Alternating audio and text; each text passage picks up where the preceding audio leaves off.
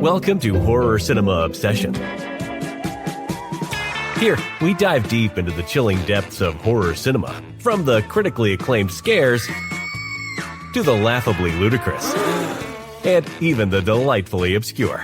Now, let's join our hosts, Richard and Angelus, as they share their love, laughs, and sometimes sheer disbelief at the world of horror movies. All right. Hello. How is my beautiful co-host? Your co-host is doing wonderful. Nice. How are you? Not too bad. Co-ho-host? Co-host. Double your ho. No, I'm doing good. I'm excited to be here. It's Friday night. How fitting for the movie we're about to cover. Oh. Ooh. It just went ding.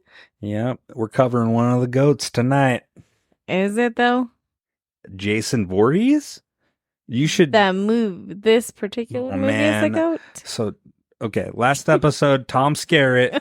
Now you gotta put some respect on goddamn Jason Voorhees' name, dude. Go, Jason!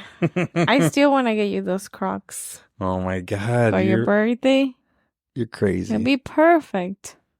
You're crazy. I think we should let the people vote on it, Richard. They found this Crocs online with Jason's face on it. Ooh-wee. I'd rather want Freddy Krueger Crocs. Except it looks like you stepped in shit because the face is fucked up.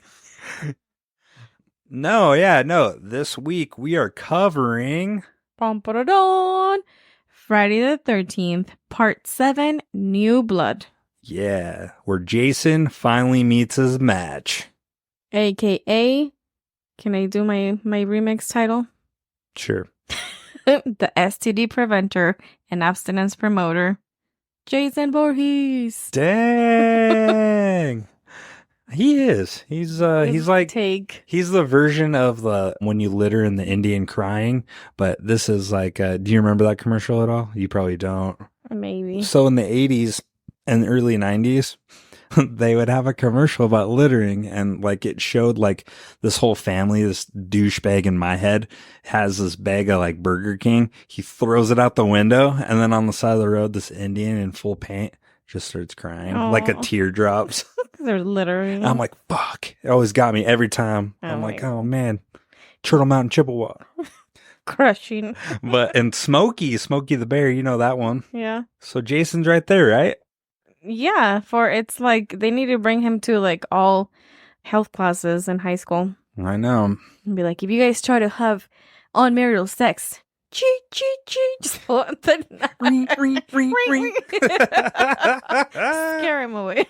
I'm like, no. Sorry, Jason. Oh my God. No. So, well, if we didn't introduce ourselves, I know the intro did, but I'm Richard, and my beautiful co-host here, Angelus. Yep, Angelus. She's we're hitting 1 year celebration. Did you ever think we'd be doing a podcast a year ago? No. Amazing, huh? Amazing where life takes you. I know, you're like, God, this man full of charisma. With those charming eyes. Yeah, I wooed you into it. Yep. I know. I was like, you're a charmer.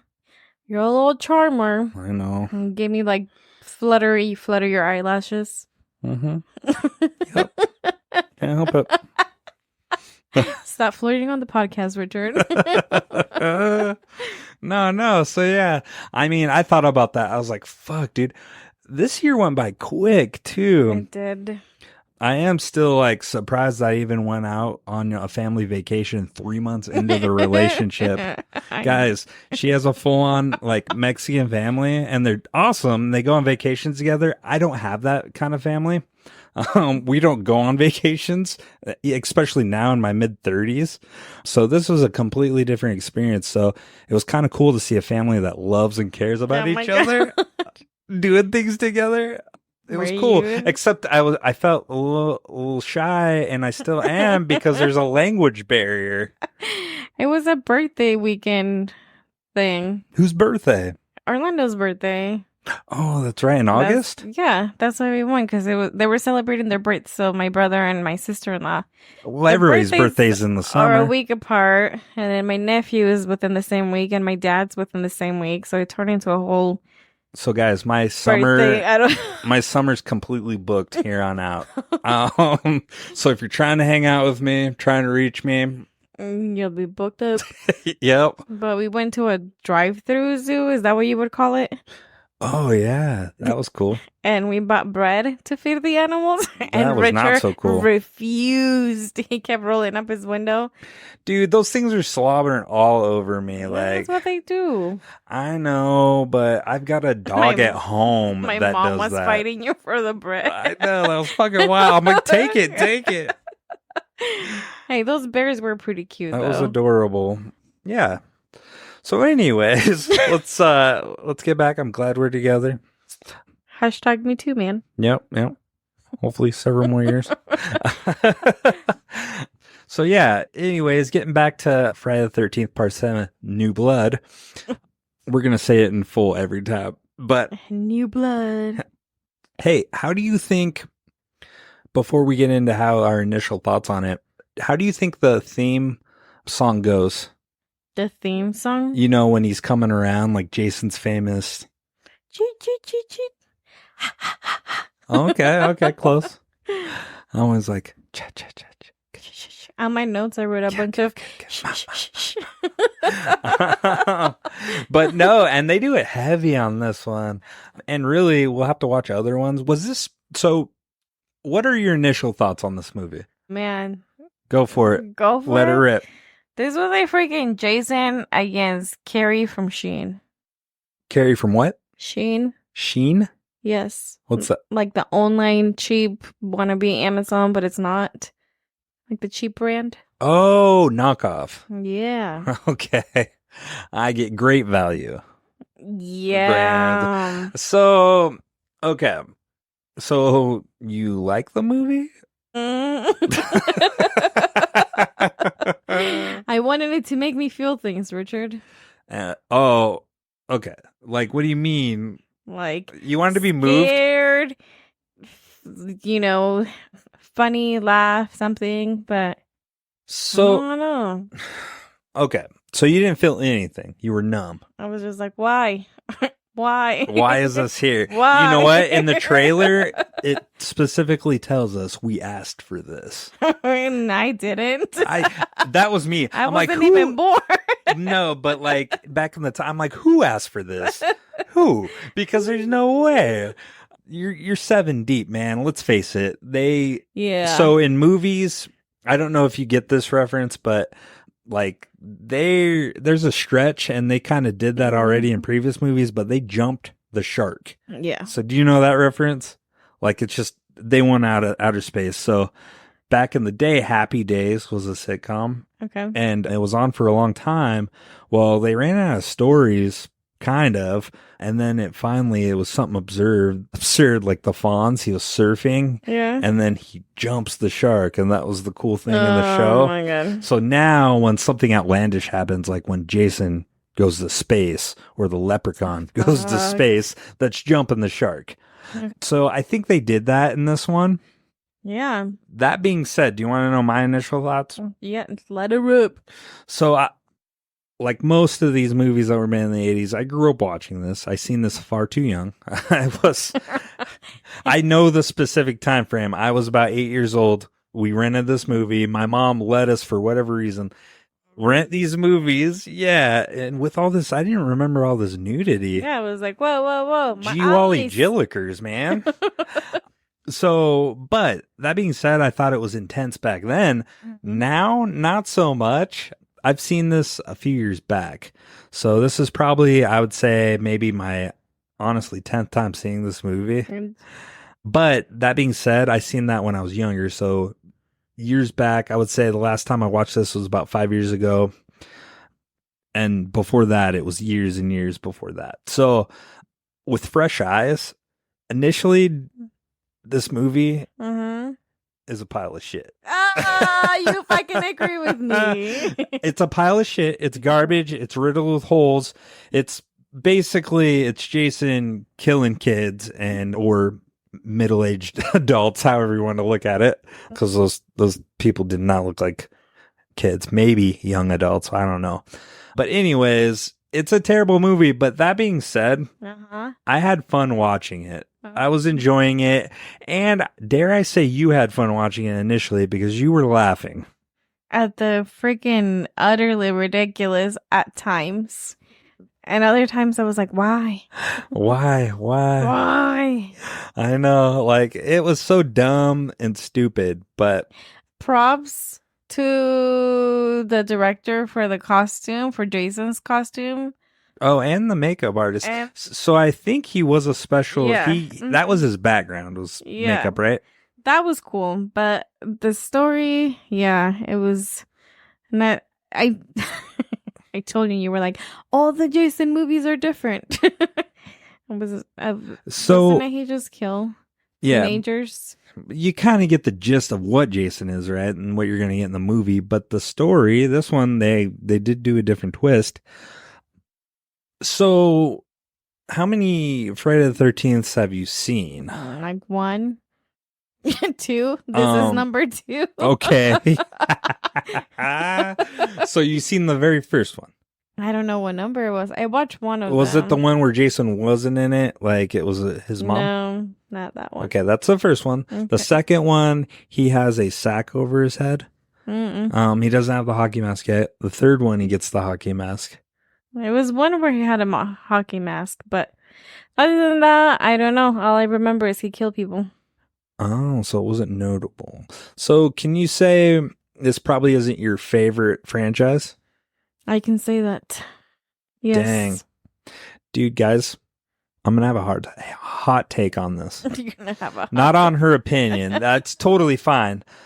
It's not entirely my favorite either, but I do have an affinity for him. But my hot take is, I think, and I don't want to say it because maybe one day we interview this guy, but Kane Hodder, overrated. Overrated? Dude, I don't want to say it, but come on, man. I get the nuances and what he brings, and I know people are going to tear me a new fucking asshole, but come on. I think there was times when it was he kind of overdid it, was a little bit overacting at times. Not so much maybe in this movie entirely, but in the movies afterwards, for sure, was fucking overdoing it. Okay. I get it. It's hard to like get character out of especially if you're wearing makeup, a mask, you don't talk.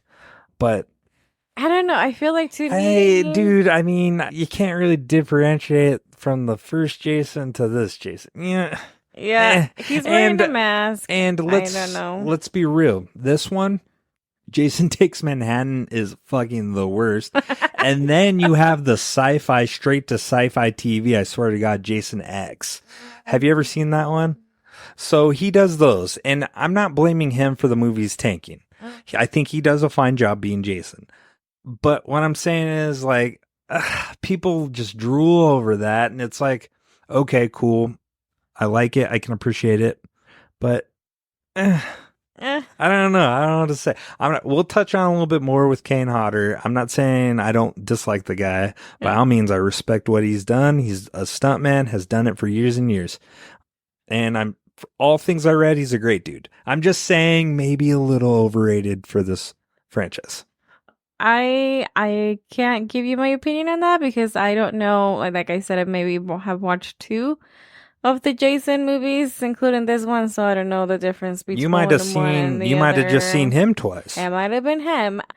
I don't know. I feel like he's the only one. So I'm sorry to cut you off. He's the only one to take. That's why it's a big deal. Is he did Jason 3 times when nobody else has done it? Like they've only done it once, and he's been able to do it 3 times. Okay. Yeah. Well, props to him. Yeah, I mean, for sticking with it. He made a career out of it. I don't know. I just don't feel like the story has been overplayed.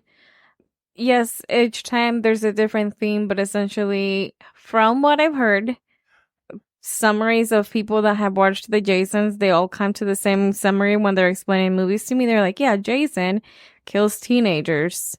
and he dies again. And then the next movie, he comes back alive. So, same could be said about Freddy Krueger, Michael Myers, Chucky. It's just, that's the horror genre. That's the... Although I am going to say, The Creeper. We just watched The Creeper. Critters. We watched The Creeper? I didn't watch Jeepers Creepers? Oh, yeah. They come back, man. That's their thing. And they kill young adults, mostly. Oh, but, like, I don't know. Maybe because he doesn't talk. So I don't know what he's... Neither does Michael. No, I know. Okay, so this is where I'm going with my comparison. My comparison is I did grow up and I watched Freddy Krueger. And I found not all the movies are the best. Maybe like the first two I like best out of the entire series that they have of Freddy Krueger movies. Just because I feel like, yes, it's the same subject. He comes back alive. He kills kids in their sleep. It's junk food. It's junk food. Just, it's taking place in different places. I don't know, maybe because I just grew up watching it. So I was like, oh, Freddy. So... And then there's kids, and you know how I feel about kids in scary movies. That one scene where they're singing and Freddy. Oh, 1, 2. Yeah. So what is Nightmare on Elm Street your favorite franchise then? No. It's not my favorite. In horror, what's your favorite franchise? I don't have a favorite. You don't have an icon, like scary icon? No. Really? Mm-mm. Damn, I thought you would. No. You don't have an affinity for anyone. No. There's like some that I like more than others, but I don't have like a favorite. So growing up, it definitely was just because the creativity was Freddy Krueger, Nightmare on Elm Street. Mm-hmm. And that was by far we had the most fun with growing up. But I'll be honest, I'm not a big Halloween franchise guy. Okay. He's not my guy. So I'd probably still stick with the Nightmare on Elm Street, even though a lot of those movies are a little rough. But same could be said about all these franchises. There's all the Child's Play, pretty entertaining. I almost can watch all of them and be entertained. Are they still making Freddy movies, or they quit? Oh, I'm sure he's going to be coming back. I don't know. They haven't made one in a while. I think the last one was like 2009 or 2010. I feel that's the other thing is when they just keep making and remaking the movies over and over and over. Like there's so many Jason. I'm like, how many more do we need? But it's junk food. So that to me, I like. So if there was a Friday the 13th that came out, you bet your ass I'd be there. I want my popcorn, my cookie dough drops. I'll be eating that while sucking down my Slurpee, enjoying my junk food, okay? On your Slurpee. I have a cool concept, and I'm not the first one to think about this, but a cool concept would be Camp Crystal Lake in the snow. Jason killing in the snow, I think would be fucking epic. You hear him walking with his machete, just the snow crunching on the ground. Oh my God, dude. Could you think about that? Like, that'd be so awesome. You could have snowmobile kills where he fucking peels the guy's face off with the traction of the snowmobile. That'd be cool. Pretty cool. So it looks like the last Friday the 13th came out in 2009. Where the breasts were stupendous. Of course you fucking know this. Okay. Nightmare on Elm Street. 2012. That's when the last one. 10. Elm Street. Robert Englund wasn't in it. Was kind of shame. Oh, boo. Yeah. Movies. Oh my God. It's taking me all the way back. What's going on here? Just say the newest. I don't know how to Google, okay? Patience, guys. Oh my God. Have you watched all of the Child's Play movies? Yes. Actually, I don't know. I'd have to go through it because, God, what's their child's name? Their kid. Glenn or Glenda? Glenn. Oh, Glenn or Glenda. 2010. Yeah. 2010. We were 21 years old. 10. Ooh, wait. Ooh, wait. Or were we 21 or 20? In 2010? Or 21. Because 2009. What happened in 2009? No, we were 22. In 10? 21, 22. Holy shit, we're old. What? God damn. Gosh darn it. No, I think... No, there's been a more recent There's been more Child's Play movies after they had the baby. Oh, 'Cause yeah. there's No, I was talking about Nightmare Ah. back when that came out. We were 21, Richard. Have you seen that one? The 2010 Nightmare? I don't know that I have. Okay. So we're gonna switch our schedule up. We're gonna do It Follows because it was voted next. We're gonna do It Follows, but we're gonna do the new Nightmare on Elm Street. And Thanks, that's Richard. exciting. That way we're bringing it in. She's getting tired and fatigued of the old movies. So I think this is a good one. And I'm curious to see how she feels about it since she does know who Freddy Krueger is. Have you told much I appreciate you today? Will you put that on our calendar? Yeah. But no, I'm proud of you because now you know who Jason Voorhees is and you know who Freddy Krueger is. And now we're just rolling them out, baby. So you know who Michael Myers is now, too. Oh, my God. Oh, my God. Oh, my Lance. Have you seen Pumpkinhead, too? No, I haven't. Oh, my. Fuck. Put that on the calendar, too. We got to go Pumpkinhead. We gotta check. Phantasm. Have you seen that? Maybe. I don't know. Oh, shit, dude. We're just gonna cross out different monsters. Oh my gosh, over there. You're getting me all. You're revving this engine. Oh my God. Woo. Oh, I'm ready to go. Richard, we need a camera on your facial reactions. Well, dude, the countless possibilities. I'm trying to make it exciting for you. Guys, this episode almost didn't happen. The vibe of Angelus was not working. She was tired. She didn't want to do it. She's like, fuck, this movie fucking sucks. No, I was going to power through it. I know, you're a trooper. Should we get back to what we were talking about? Sure. Friday the 13th, part 7, New Blood.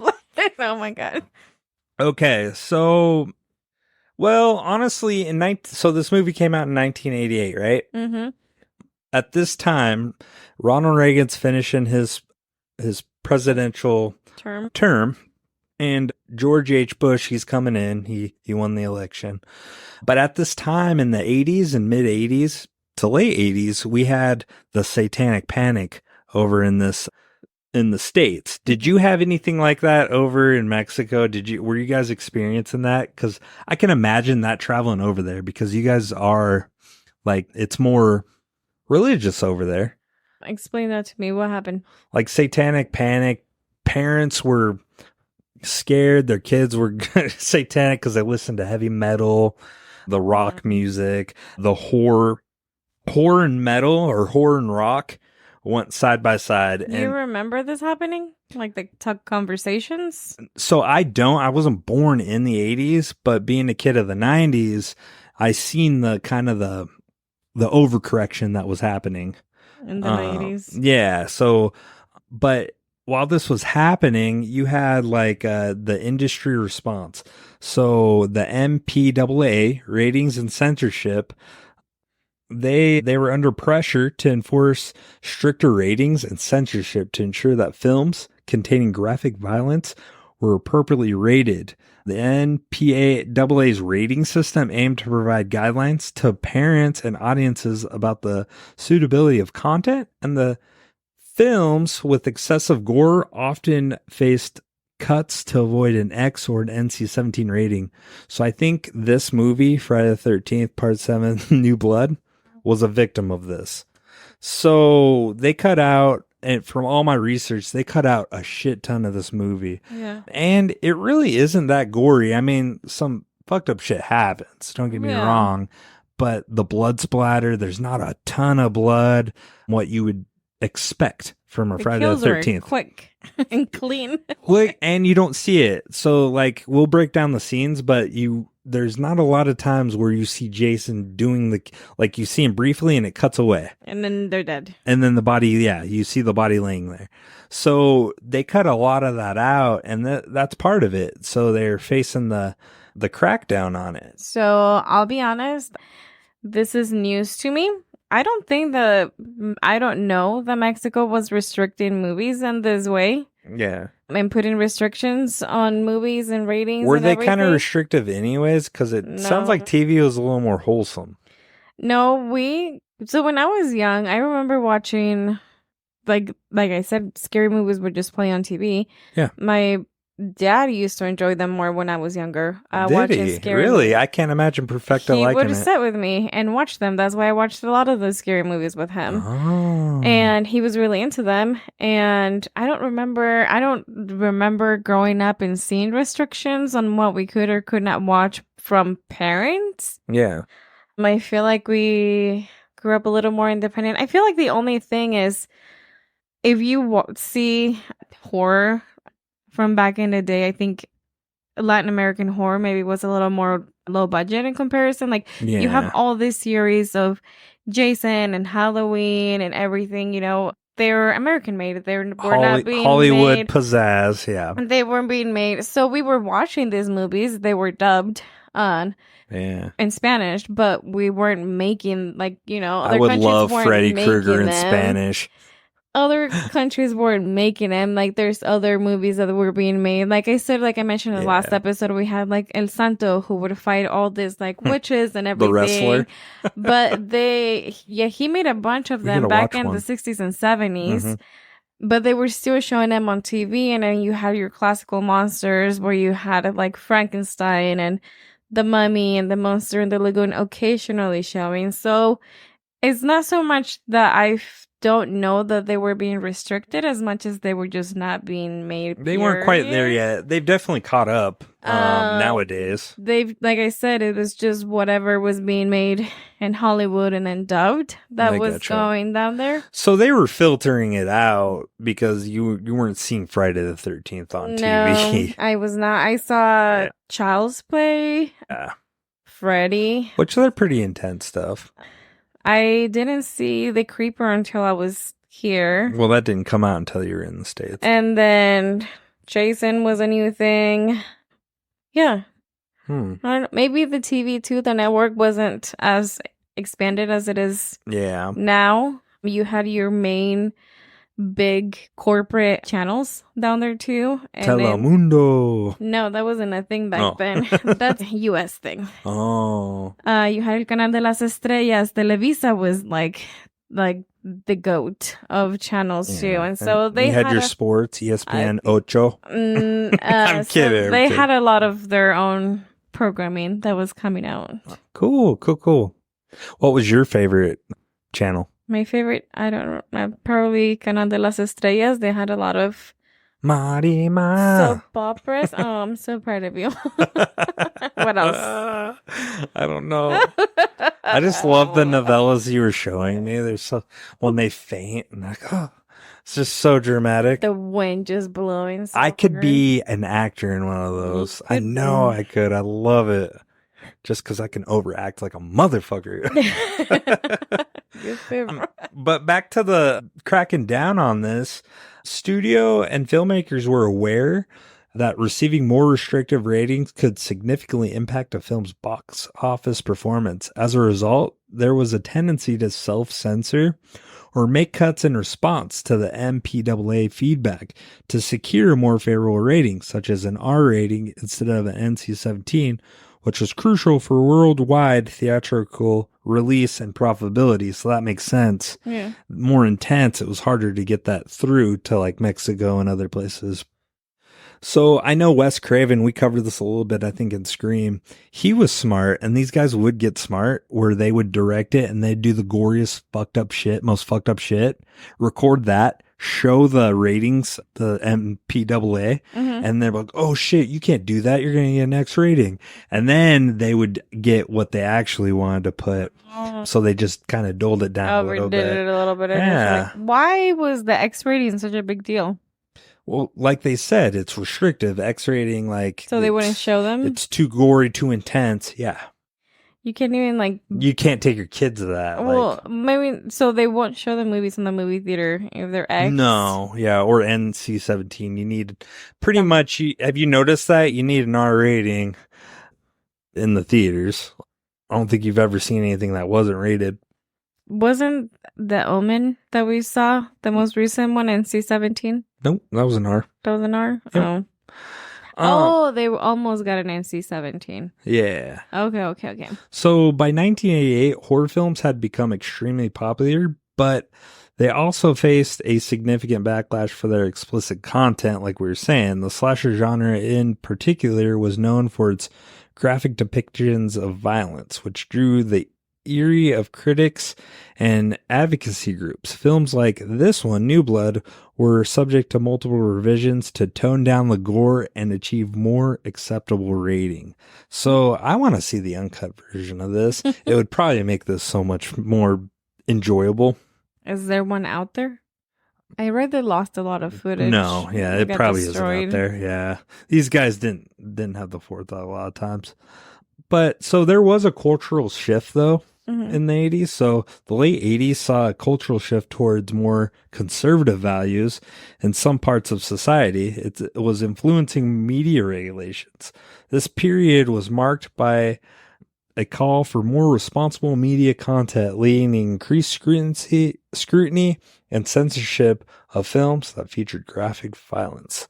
Dang. Yeah, they were cracking down. And there's a famous thing. I don't think you've saw it before. So you probably don't know who Dee Snider is, Twisted Sister. No. He had to get in front of Congress and defend rock music because people were trying to censor him. And he shows up with his fucking 80s hair, butt metal hair, and defends himself. They weren't prepared because he was actually pretty well spoken. That's ridiculous. And he kicked their ass. I just remember seeing that. I haven't seen it in a while, but they have a clip. I'll have to find it. But it's hilarious. Interesting. I do remember. Well, there was that case that we were listening. The documentary we were watching on Max. Those 3 little boys that got accused of doing horrible things. Oh, the Memphis 3? Because they like listening to rock. Metallica. Stupid. Yeah. Stupid. So you said you researched and you wanted to touch on a little bit. What were some of the other horror movies that came out in 1988 that obviously got restricted by these bastards? Oh, they weren't. It wasn't restricted, but it's one of the best fucking movies ever. What? Beetlejuice. Ooh, Tim Burton's Beetlejuice. Dude, I can't wait for the sequel. It'll be pretty good. I know. I'm so excited. I love it. It's just a classic. Beetlejuice. It's a wholesome movie. Whoa. Wholesome? He's forcing a girl to marry an underage girl to marry him. I know. To drive these people out of their house. He's lonely. Well, to make him come alive, but yeah. So anyways, has some dark tones, okay? It was I love it. Don't get me wrong. dark. Yeah, I remember now that I've watched it as an adult, I was like, whoa, yeah. I was watching this. Me too. I know as a kid it totally All flew over my head. Yeah, the sexual jokes that just went over your head, and he's just like, I like the one when he's on the house, like, what do you call that? Like, it's the town. Yeah, I can't remember. But he's there and he like goes to the strip club. Oh yeah. I just remember that scene. He's like, yeah, what's up? And then always made me laugh. There's another scene where he goes to grab his crotch and it sounds like a horn. Yeah. Dude, okay. Michael Keaton needs his roses. Golf clap. Golf club. Like, this is getting cut out. You can't hear the golf clap, but Michael Keaton. A lot of love here. That's awesome. Another movie that came out was The Nest. Ooh. I don't think that I've watched this. Mutant meat-eating cockroaches terrorize a New England fishing village. Have you watched this? I've seen it, and you're going to see it here eventually. Oh, what? And then you have Hellbound Hellraiser 2, which have you gotten around to watch? No. Okay. So Hellraiser, Hellraiser 2, I know everything about it, right? But Hellraiser is one of the franchises. I don't know fucking why, but like I seen a trailer when I was young. It scarred the fuck out of me. Like, it scares me. I don't know why. It's one of those ones I got to get over. Like, just watch it and get it out of the way. But for whatever reason, I've seen Hellraiser and it freaks me out. I don't fucking know why, but it's one I got to watch again and revisit. I've seen Hellraiser once, and that was enough as a child, so I got to revisit it. But Hellraiser 2 was an absolutely no for me. Yeah. Because it freaked me out. I don't know why, but do you have one of those as a kid where like a movie you just think, and it's not even that bad to some people, but to you in your head, it's fucking the worst thing? I'm sure there's one. I just can't think of a specific one right now. So When I watch Hellraiser, the first one, Mhm. I don't know why it's just burned into my core memory when I watched it, because I watched Yeah. Cinderella, the kids animation, and followed by Hellraiser, like Jesus. back to back. And What I a palate cleanser. and I was just like, oh, I don't like how I feel now. And I never Right? watched it again, but I just know that I fucking watched Hellraiser and it was just uncomfortable. It made me feel weird like that Yeah. too. Yeah. Yeah. Oh, So I I'm have. glad I'm not the only one. So Hellraiser's kind of that for you. Yeah. We might have to do that. We might have to torture each other on that Get one. over it. I know who we're gonna torture though with Human Centipede. Oh, Snickers. Snickers. We're coming, Snick. We're Yeah. gonna be watching it, and you're gonna be reviewing it. She hasn't seen it. No, she doesn't, and she was adamant. She's like, "I'll review movies, but I'm not reviewing Human So Centipede." that's her fucking So we're gonna do it, baby. torture. Oh my Mhm. gosh. And then we have John Carpenter's They Live. Yes, Roddy Piper. So I haven't watched this, but reading the description, it sounds like something I want to watch now. So it's got an 80s sheen to it, but Mhm. John Carpenter. I like it. I enjoy it. It's more to me like it's horror, right? But it's almost horror adjacent. It's like action more so, but it has a sci-fi element to it. It's pretty good. And then we also have Brain Damage. Fuck yeah, dude. Again, I haven't watched this. A parasite attaches itself to a Close. brainstem. It's a drug And analogy. he becomes addicted to psychedelic euphoria it produces, and he needs to feed on human victims. Mm-hmm. Sounds like your sci-fi zombie. Paper House.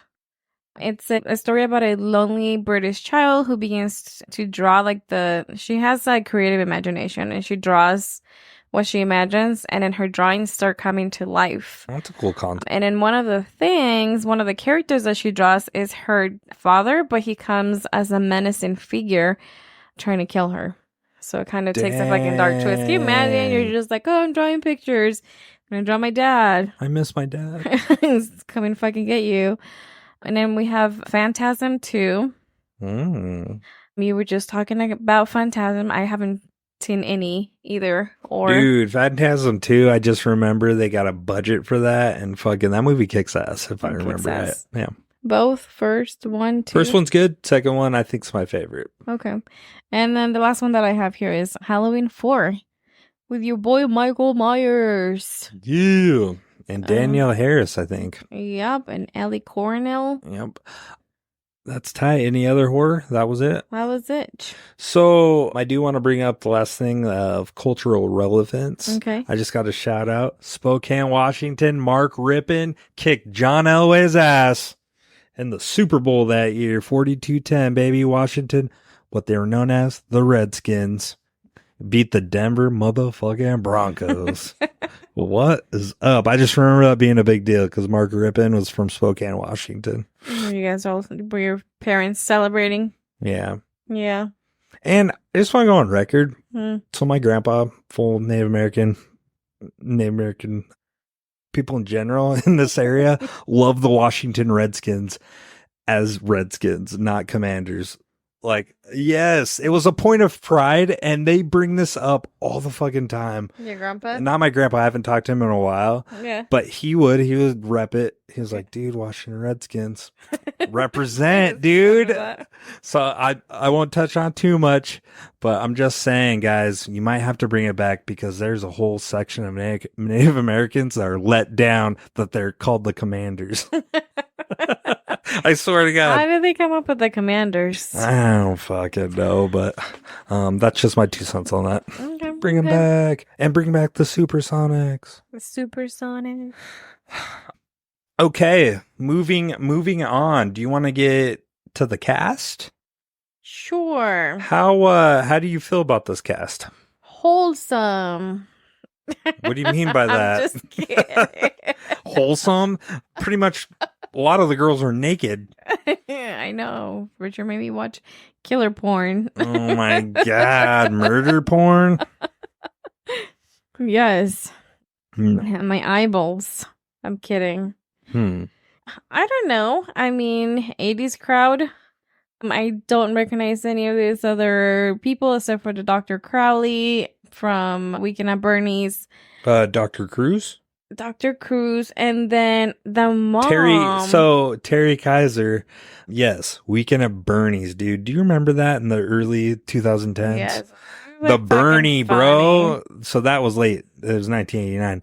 But I just remember doing the Bernie hard. I still do the Bernie. I fucking love it. Show me. Still. Just I remember, didn't it become a thing back in the 2000s where people were doing That's what I'm saying. The burn to dance? Yeah, the Bernie, man. We are all doing it. I still do it. You still do it. I fucking love it. Lies. What? Dude, fucking, I'll do the Bernie any day. Any day. Next time we're in the middle of the store, I'm just going to be like, Richard, don't even shut the front door. Dude, I do that. You'd be so embarrassed. No. Because I do embarrassing things and you just walk away super fast. Yeah, when you try to fucking talk to people and be like, this is wrong. When it's wrong, when I'm trying to fix something. Or when Vienna, I'm like, punch me, Vienna. She punched me in the chest. My gosh, that was a fucking turn. And you guys are just using you as a punching bag in the middle of the grocery store. That was so hilarious. You can't trust us, man. We're two kids, man. Yeah. ADD. We both have ADD. I was like, stop it. We're not going to get kicked out. Oh, fuck. You're like, stop it. You're not getting any treats for the road. No, children behave. No, so, yeah, what were you saying? You said the mom? The mom, yes. What was her name? I wrote her name down. Where did it go? Oh, it's Amanda Shepard is her character name. Susan Blue. Yes, I knew that I have seen her somewhere before. Dude, she did the voice in Transformers the movie, the cartoon. Have you seen that? That movie fucks. She did a ton of voices for cartoons, like Scooby-Doo and The Ghost School, Brave Stars, My Little Pony. You know what else gets a golf clap? Huh? Her fucking hair in this movie. I know, it's She looks like she's fucking running 1,000,000 miles an hour. Like, and it holds. They must have used like some pretty good Aquanet, dude. Holy shit. She had a fucking hair helmet. Oh my gosh. So my notes, I have Brave Star she did from 87, 88. Okay. Transformers the movie. I was super stoked on that. And then she did voiceover for The Tick. Oh, okay. The blue superhero little thing. Yeah. But Terry Kaiser, Weekend at Bernie's, From a Whisper to a Scream, and Mannequin 2, On the Move. Have you seen the Mannequin movies? I want to say maybe I've... My mom loved the first Mannequin. Those movies are so stupid. When were they made? In the 80s. Mannequin 2, I know, was so Mannequin 2 was 1991. Okay. But then you have... So, yeah... A lot of these guys I don't recognize except Terry Kaiser, honestly. And Lar Park Lincoln, who played Tina in this with the telekinesis. I recognize her just because I have seen House 2, the second story. Okay. And I do remember, have you ever seen this? We might have to YouTube it for you. Freddy's Nightmares. It was a TV series that ran from 88 to 1990. I remember seeing this. No, I've never seen it. Oh, dude, I won't spoil it. We'll have to look it up. I liked it. The one thing I did see in common with a lot of the characters and the cast actors, a lot of them were in this show called Rose Blood, a Friday the 13th film, and then they were in this Friday the 13th series. Yes. So that was interesting. Yeah, that's pretty cool. Yeah, they were trying to make TV series back then. I wish they would get Friday the 13th, the new series, off the ground. I heard it got canceled. Woo! Not woohoo. And, dude, but they're bringing back the video game. Have you ever played that? Oh, dude. Fuck, it's awesome. But yeah, no, I don't recognize these. So you have Kevin Spertas, soap opera star. So he did Days of Our Lives, Subspecies, The Hills Have Eyes Part 2. There's a connection with him. The character plays Nick, and then Kane Hodder, who we'll cover a little bit more, but his notable ones were Jason X, House 2, the second story, and Hatchet were the ones I have initially for Kane Hodder. I also saw he goes to Manhattan. And then this was his first movie where he played Jason, so that Yeah. sounded like it was a big deal. But yeah, and then we'll get back to Kane Hodder, but to round out the cast, we have Susan Jennifer Sullivan as Melissa, Elizabeth Caton as Robin, Deanna Barrows as Maddie, Heidi Kozak as Sandra, and William Butler as Michael. But no, back to Kane Hodder. What were you saying? This was when I was researching His first time playing Jason. First time doing Jason. So it sounded like it was a big deal. Everywhere that I looked for research, it was like, it was his first time and he played Jason in 3 other films. So, yeah, I mean, New Blood was his first. Jason Takes Manhattan. He was when Jason Goes to Hell, Jason's barely in that movie, by the way. He's briefly in it. Jason X. And then the Hatchet series. He played the Hatchet guy 2006, 10, 13, and 17. He also made appearances, and I was trying to look for him in this, but we'll have to revisit because it really is good. The Devil's Rejects. Okay. He played a minor role in Rob Zombie's cult horror movie. And then Old 37 and Muck. He did stunt work on The Hills Have Eyes Part 2. Leatherface, Jason Massacre, Texas Chainsaw Massacre 3. He did stunt work in 7, which is kind of cool. And Enemy of the State, a Will Smith led movie. Oh. He did stunt work. He can't be Gene Hackman's stunt double. Do you know who Gene Hackman is? No. He's old now, but great actor, but I'll have to show you a picture of him. Okay. And then, television, Walker, Texas Ranger, Alias, and then Monster. So pretty much Kane Hodder's legacy, from what I found, he's celebrated for his physicality and the intensity he brings to his roles, especially Jason Voorhees and Victor Crowley. He has become a beloved figure in the horror community, known for his approachable and friendly demeanor at fan conventions and his willingness to share the experience with fans. His influence extends beyond his film roles, as he's helped shape the portrayal of iconic horror characters and has left a lasting impact on the genre through his dedication and unique approach to the craft, which I give him that. He respects it, and he is pretty cool. From everything I read, he interacts, he's great. But I mean, I guess someone's got to play these roles, but I don't know how do you feel about it? He was awesome, man. Iconic. He's my favorite. Yeah, I'll give him his roses. I'm kidding. I don't know. I'll give him his roses. I know, but I don't want people to stop listening. Just fucking shit down our throats. He did pretty good. I mean, he went up in flames. Maybe I'm being too hard. He was drowned. Yeah. He did a lot of walking. Dude, set on fire. So a tidbit on this, when he was lit on fire in the basement, he had the Guinness World Record, I believe, for longest fire scene. Okay. Yeah, lit on fire. Fucking A, dude. But, so that kind of rounds it out with the cast. Now, did you do research on the director, John Carl Buechler? I did. He was a special effects dude. That's where you got to start? Before he started taking jobs at directing. I didn't know this. He directed the movie Troll in 1986. Did you ever see that? It's fucking good. Troll 2 sucks, but Troll's good. Oh my fucking... you would be... Don't watch Troll 2 as your first. Watch Troll. Troll. Oh, I don't remember. I saw he did Ghoulies 3. Ghoulies Go to College. Have you ever seen any of those? Fuck, dude. He also did Dungeon Master. Yeah. Before he did Troll. So did you see what movies he worked on as a special effects and makeup artist? Special effects. Some of the ones that I wrote down were Hyenas, Hatchet, Tomb of the Werewolf, Countess. I wrote this one down because of the name. Countess Dracula's Orgy of Blood. Oh my god. So though Dark Wolf. So she found the smut, but so I thought this was cool. I found that he worked on Reanimator. Okay. He worked on From Beyond, which is great. He worked on Nightmare on Elm Street 4, The Dream Master. Halloween 4, the same year he directed this movie. The Return of Michael Myers, he worked on as the makeup artist. And then he did the Hatchet series with Kane Hodder.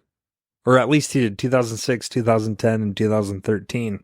One thing that I saw, apparently he has a trademark in his movies where he often has a scene of a monster being electrocuted. So this fit in there perfectly with the telekinetic. So it was all him. I'm kidding. Yeah. I was like, oh, okay, this makes sense. A little more sense now. So, yeah, Buechler, he's remembered for his significant contributions to horror genre, particularly special effects and makeup. And then, sadly, he passed away, though, on March 18th, 2019. But he is a respected guy in makeup and everything, so his influence still continues till this day.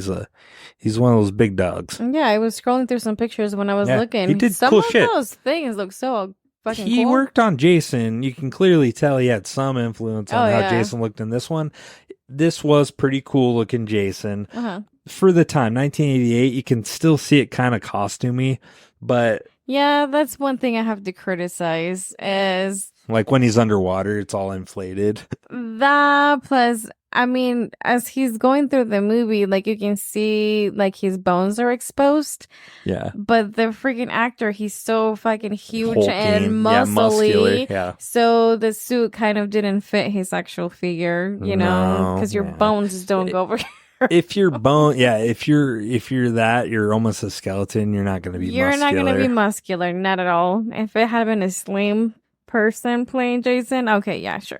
So this has 2 writers down as in this movie that wrote this movie, but in reality, that was 3.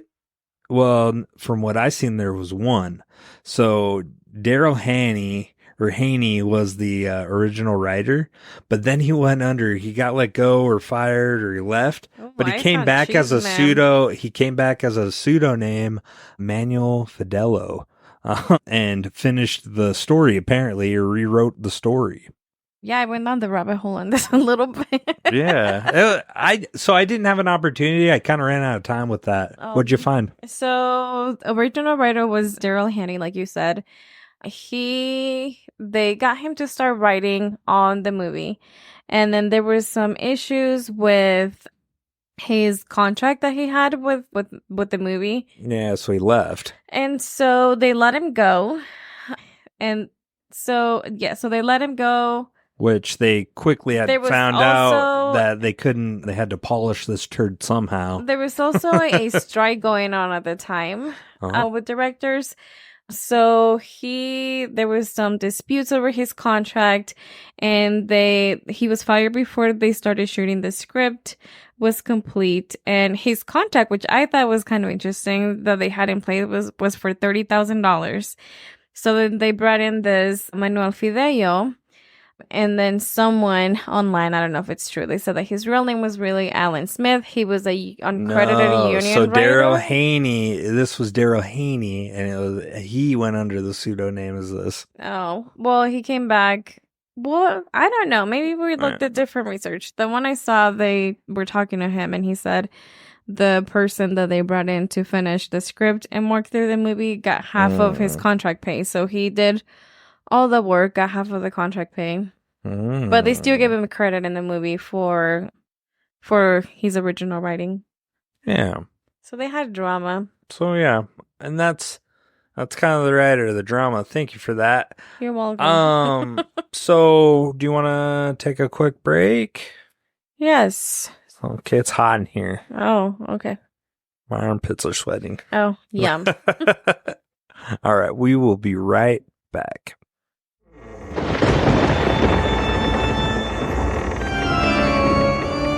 Hungry for a side of screams with your snacks? Well, fatso, sink your fangs into the Horror Junkies podcast, where terror tastes oh so delicious. Join us for a spine-tingling snack attack as we dish out horror movie reviews, gruesome gags, and enough scares to make your popcorn jump out of the bowl. Whether you're munching on monster munchies or devouring your favorite fear-inducing treats, our podcast will satisfy your cravings over all things creepy. So grab your snacks, dim the lights, and tune into the Horror Junkies podcast. It's a feast for the senses and your nightmares. And remember, the only thing scarier than our stories is running out of snacks.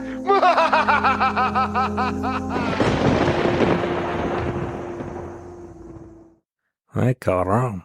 Ay, cabrón. Cabron.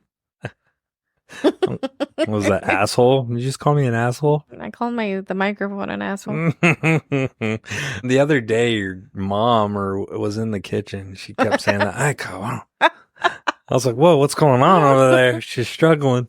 Just something must have frustrated her. Mm-hmm. Yeah, a couple times. And Perfecto was sitting in the dining room. So I was like, oh. No, I don't think she would. Nah, I know. I'm teasing. Wow. Welcome back. Hopefully you guys liked that little nod to the horror junkies. Shout out to those guys. They're nice enough to put an ad in their podcast. So we wanted to return the favor. Yeah, and definitely go give their podcast a listen. Yeah, a listen to wherever you listen to podcasts. And rate it if you can. Yes, they also talk about all things horror. Their newest episode that came out today was on the movie Smile.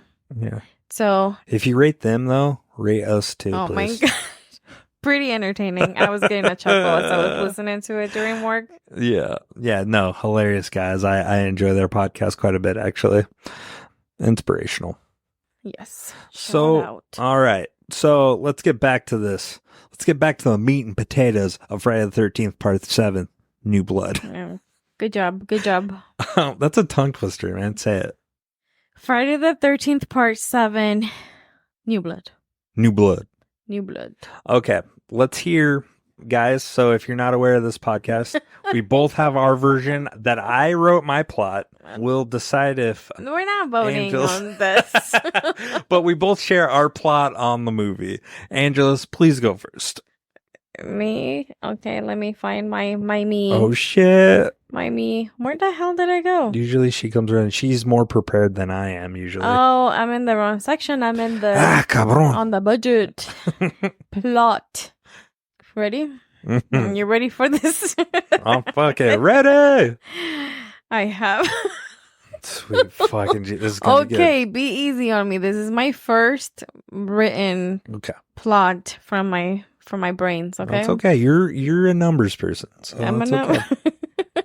I have a girl with shitty telekinesis powers and data issues unknowingly revives Jason Voorhees and releases him from his imprisonment at Crystal Lake, where he commences yet another murdering spree of horny teenagers. Okay, I enjoy that. That's pretty good. So, you want to hear mine? Yeah. It's kind of the opposite of yours. So, in Friday the 13th, Part 7, The New Blood, we meet Tina Shepard, a young girl with extraordinary telekinetic abilities, returning to Crystal Lake with her mother and psychiatrist. Tina's emotional struggles unleash a dark force from the lake's depths.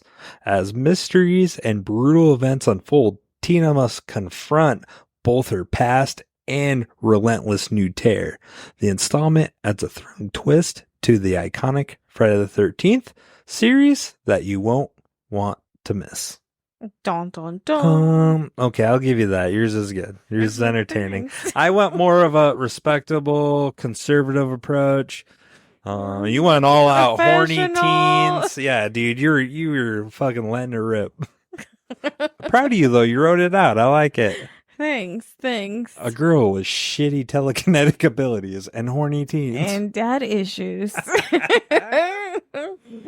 Fuck, dude, that's good. Hey, did we cover? I don't think we did. This movie, did we cover the budget on We this? have not covered the budget.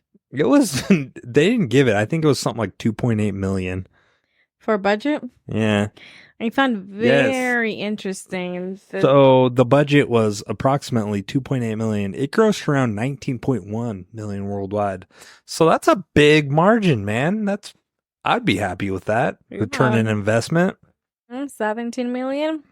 Ooh-wee. Oh, yeah. So anywhere from 17 to 19 million. Yeah, they made 19, but they invested 2, so they Oh, made yeah, 17. yeah. I get what you're saying. Sorry. Numbers person. Numbers. Numbers. Yeah, which you can tell this was clearly made for 2.8 million. Yeah. We're not going to sugarcoat this, guys. It's a step above Critters 3. This was The only thing that was missing was Leonardo DiCaprio in this movie. the special effects and those every time they use You know where the budget went? where Most of the budget? the fucking Exploding that explosion? fucking house, dude. What the fuck?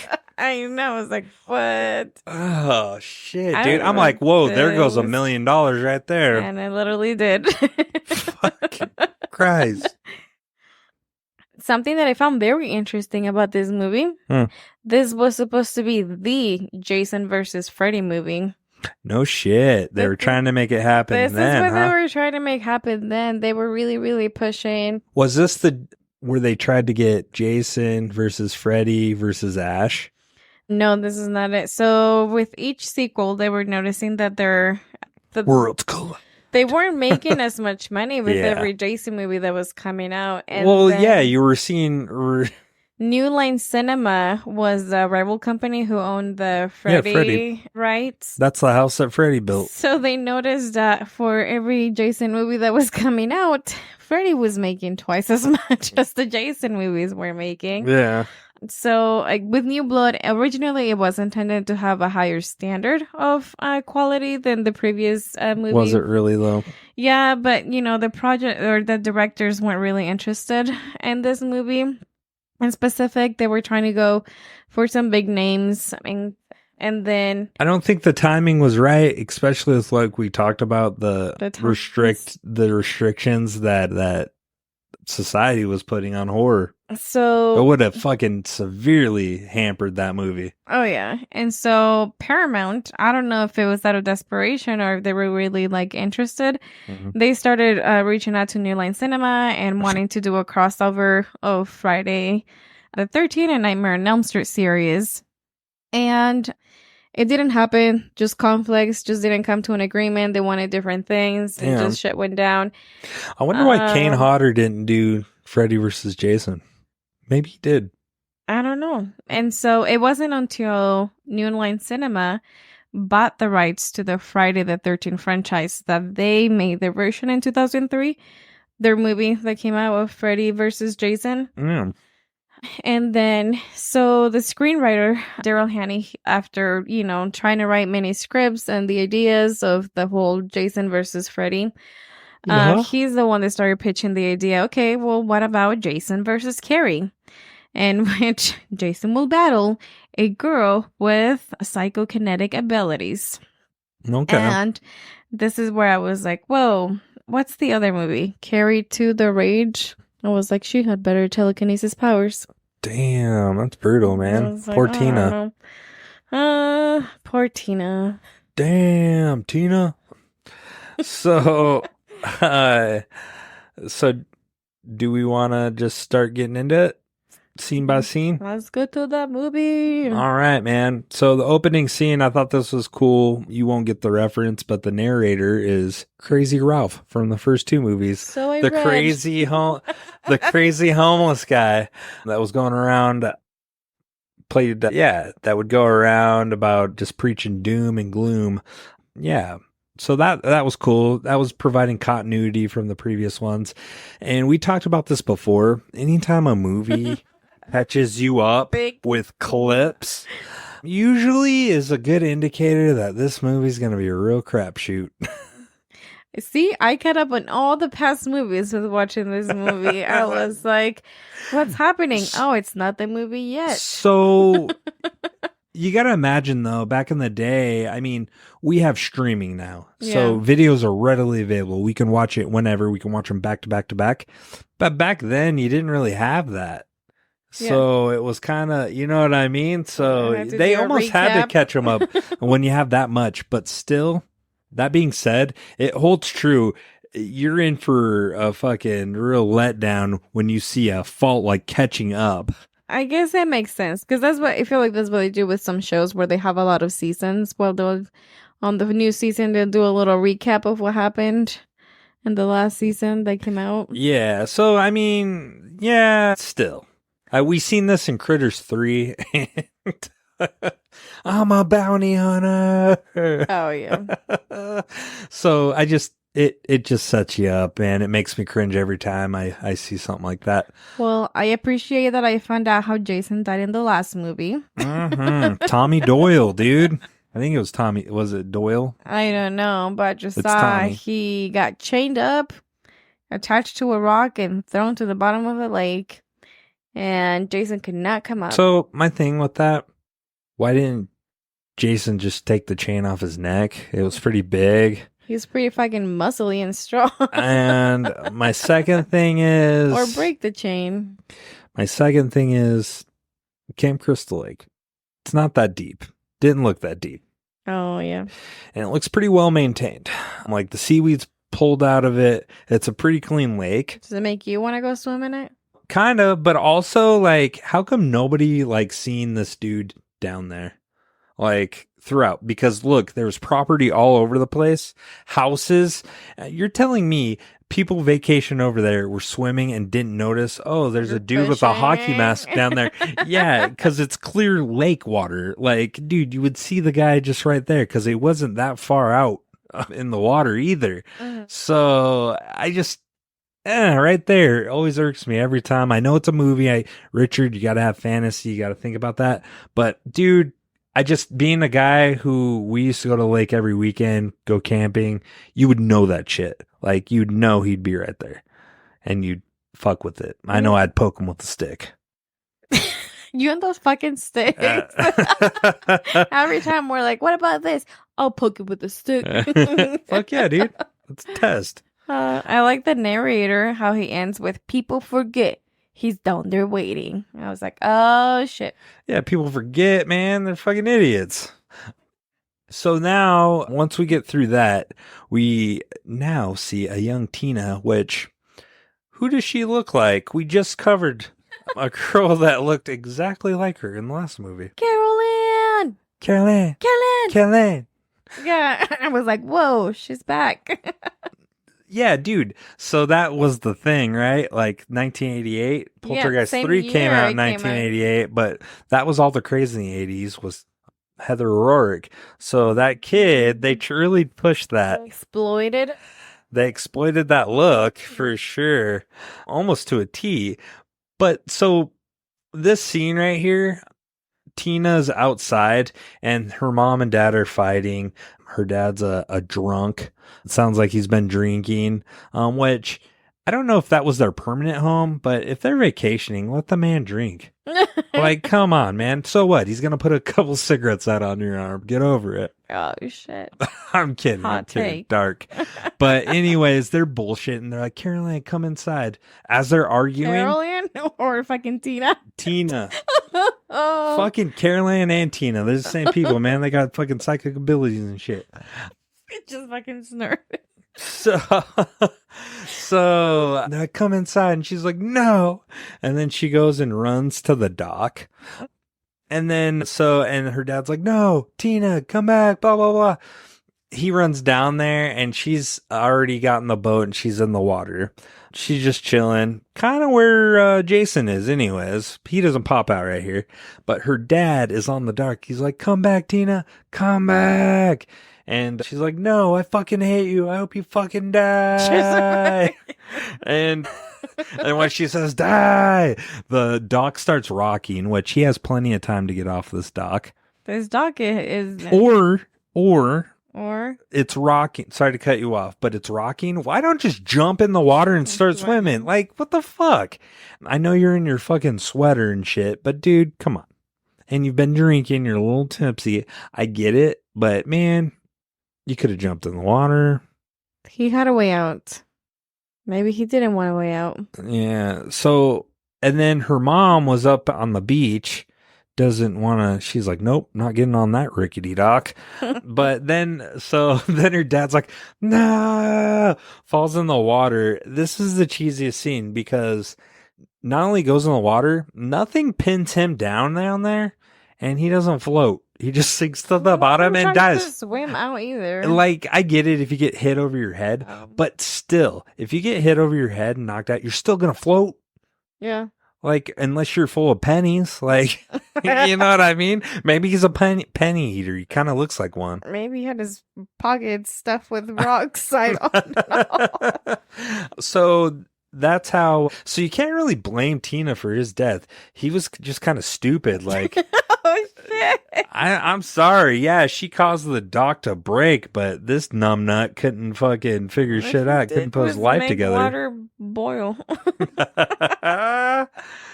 How do you feel about that scene? Now you know my rant on that, but It was a little ridiculous. I don't know. Her boiling abilities were not giving me.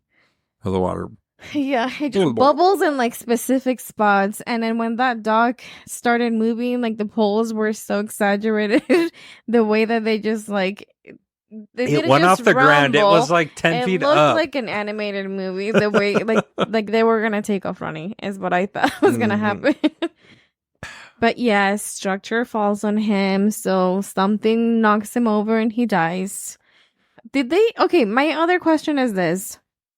In real life scenarios, right? If someone dies in a lake, they send a whole rescue team. They grab your body, even if you're dead, and they give you back to your family so that they give you a proper burial. Okay, so that's my next thing, and we'll cover this later in the movie. This guy was never, it's established, I'm going to give you a spoiler. He's in the end of the movie. Yeah. They never recover his body out of the lake. Again, it's a lake. It's not an ocean. He didn't disappear forever. He's chilling in this lake in the water. What the fuck, so dude? You've got 2 dead bodies at this point in Camp Crystal Lake. Plus, God knows how many like kids Jason killed over the years. Like, who's maintaining this? Yeah, the rescue team would have come in. They would have sent divers. They would have found the dad's body and then seen fucking Jason floating away and be like, "Oh, don't touch him." Yeah.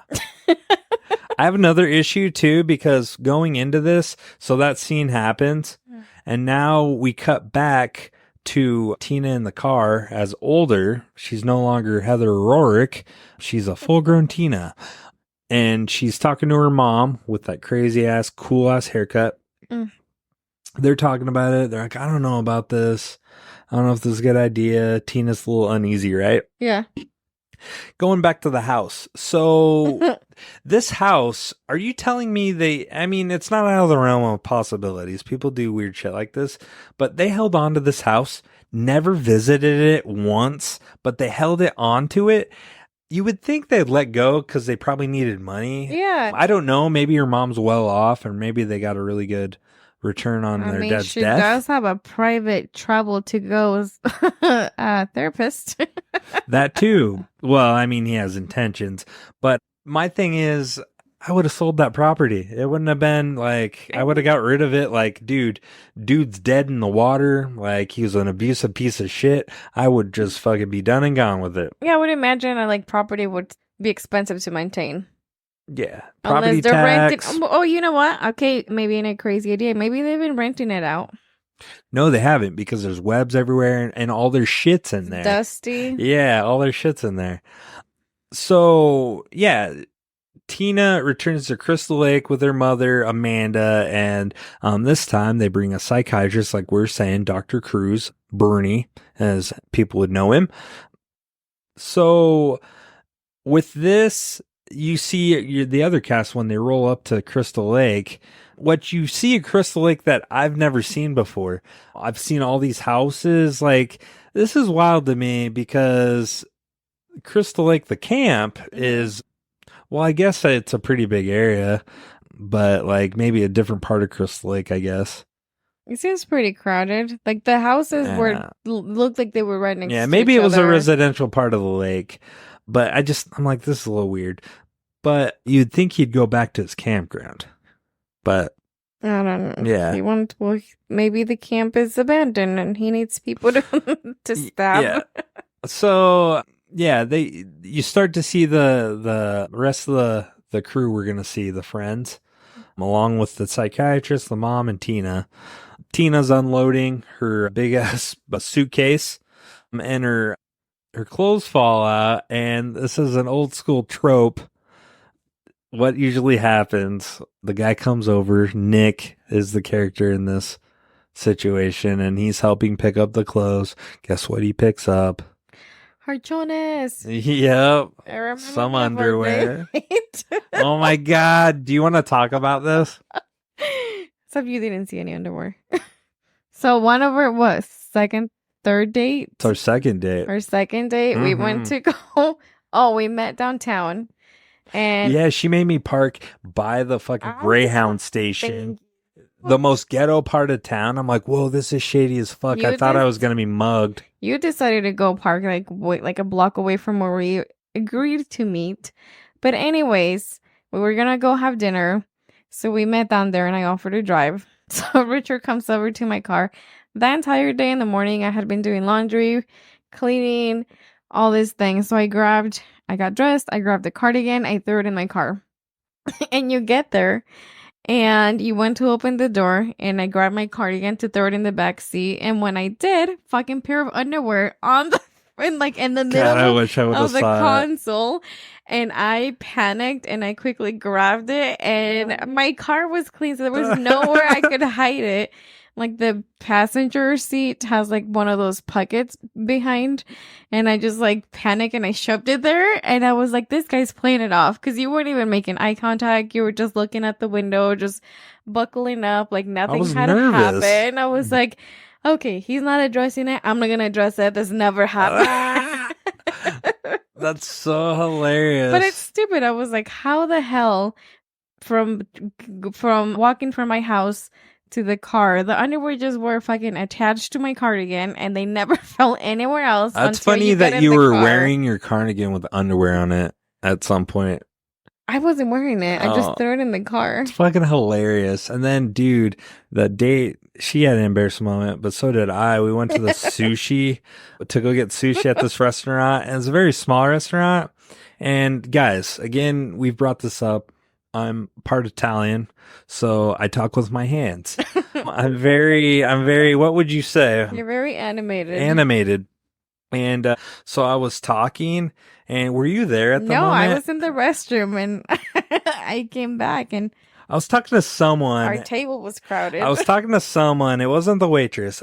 I can't remember who it was, but then there's a couple walking by, and as I was talking, and then the waitress was right by them, and I did one of my big gestures, and my hand hit it, and the water spilled everywhere, all over this poor girl that was on a date too. A customer, not even pissed. an employee. She was fucking pissed. I'm like, dude, I'm sorry. I can't help it. I'm Italian. And she just looked at me the whole time, just fucking giving me the fucking stare and down. Awkwardly, their table was right across from us. I'm like, what? What? We're sitting across from us. I was like, I said sorry. What? What do you want from me? I just remember coming back from the restroom and there's like two of the employees from the restaurant like cleaning, mopping up the floor. I was like, what the hell did I miss? I was like, don't worry about it. Yeah, like I spilled water and I was like, oh, okay. And then later you were like, yeah, it was all over a lady. I was like, oh, shit. Dude, it was fucked up. But, dude, after that, the comedy show you went to, do you remember? Yeah. What was their names? I can't remember, but he pops up on TikTok all the time. And we've seen the other guy with Nate Bargatze. Oh, yeah. He opened for him. No, he opened. Yes. I love those guys. I can't remember. Fuck. I'll look up their name. I feel like douchebag. But anyways, I digress. That's funny. Our second date is hilarious. I was like, oh. We both had fuck ups. And then you made me take the fucking popcorn, dude, from the thing. I was going to leave it. I don't take leftovers from the comedy show. She stares at me. She's like, you going to take that, bro? I grab it. I'm like, yeah, I guess. Thinking she wanted it. She's like, I don't want that shit. I was like, what? I don't want it. And then I'm like, fuck this. I set it on the side of the car and we went and took a walk. An evening stroll around downtown Spokane, and lo and behold, we come back and the popcorn's gone, dude. It was disappeared. It was awesome. I know, you fed someone. And then on the way back, when you're dropping me off at my car, oh my God, we were hanging out in your car just talking, BSing. This fucking homeless guy is staring me down through the windshield, just staring at me. And again, I'm like, what? What do you want from me? No. No mas, no money. Vámonos. He stood there for like a good 5-10 did. minutes just staring inside. And then I just stared at him. I was like, what the fuck? God. And then finally left. That was a crazy date. How the hell did we make it? I don't know. We survived. We persisted. Fucking A. memorable. That's fucking, yeah. True for love. sure. True love, baby. Memorable. Your boy. I love you too, Richard. Okay, where are we at with this movie? We got sidetracked. Let's close that tab. And Nick helps her put her her undies chonies and back in her suitcase. And she's all embarrassed. She's like, oh my God, I can do it myself. And storms off inside. Embarrassed, naturally. Mm-hmm. And then the girls are like, oh, there goes the neighborhood. All jealous and shit. What else happens? What happens next? Dr. Cruz. You can start to see he's a little pushy. Yeah, he asked her to sit down. It looks like he wants to sit down and talk to her and do one of his little therapies. And like, there's the camera Right away. that he has set up. And he's like, sit down. And she's like, why? He's like, you're seeing things. And she's like, well, why do we have to record it? He's like, because to control the practice and make you feel better and heal you up. And she was like, whatever. Shit. So he brings out to test her. He brings out that matchbox, the little blue matchbox, and says it in front of her. Mm-hmm. And then he tells her to concentrate and make it move. And he wants to catch it on camera to see if she really has powers. And she's just giving it one of her fucking awkward stares and nothing is happening. She's like, I'm trying. I'm really trying. Yeah. And he's like, no, you're not, bitch. You better do it. See? This is animated, Richard. They can't see me. But he's like, you gotta do it. And then she's like, I'm trying. And he's like, what about your dead dad? And she's like, my dad, blah, blah, blah. As an outburst. And all of a sudden you see that matchbook move. He moved a little bit, yeah. And he's like, okay. Something's working. Like, tell me what made it work. Like, what went through your mind? She's like, I was thinking about you. She was pissed because he's yelling at her. And he's like, me?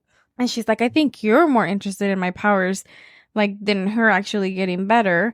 And he's like, well, being whatever. manipulative. He's like, I'm here to help you, like, get over the guilt with your dad. Like, guilting her. You don't want to go back to the hospital, do you? You kept threatening her. Yeah, and he's like, I'm here to help you get over your guilt. Like, again, making her feel bad, putting the back on her that she's responsible. Yeah, I have something in my notes during this. She pisses her off, and the matchbox lights up on fire. Yeah, and that's when he really is like, ooh, like, yes. Point in case, repressed memories.